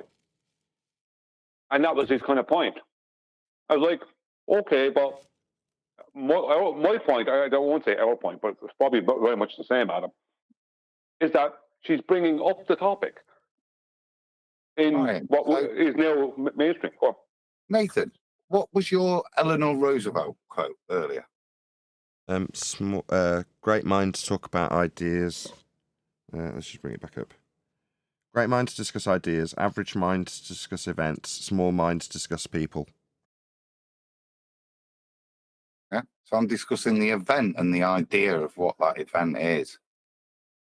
Whereas we're critiquing Candice. I don't care about Candice. I care that she's influential and she's raising a topic, rightly or wrongly. And if she raises it wrongly, I can critique her. But if all she's raised is something that is disappointing to me, is in it doesn't cover enough detail in the topic, but I hope she's talking about that actually she isn't, I can't have critique for the lady yet.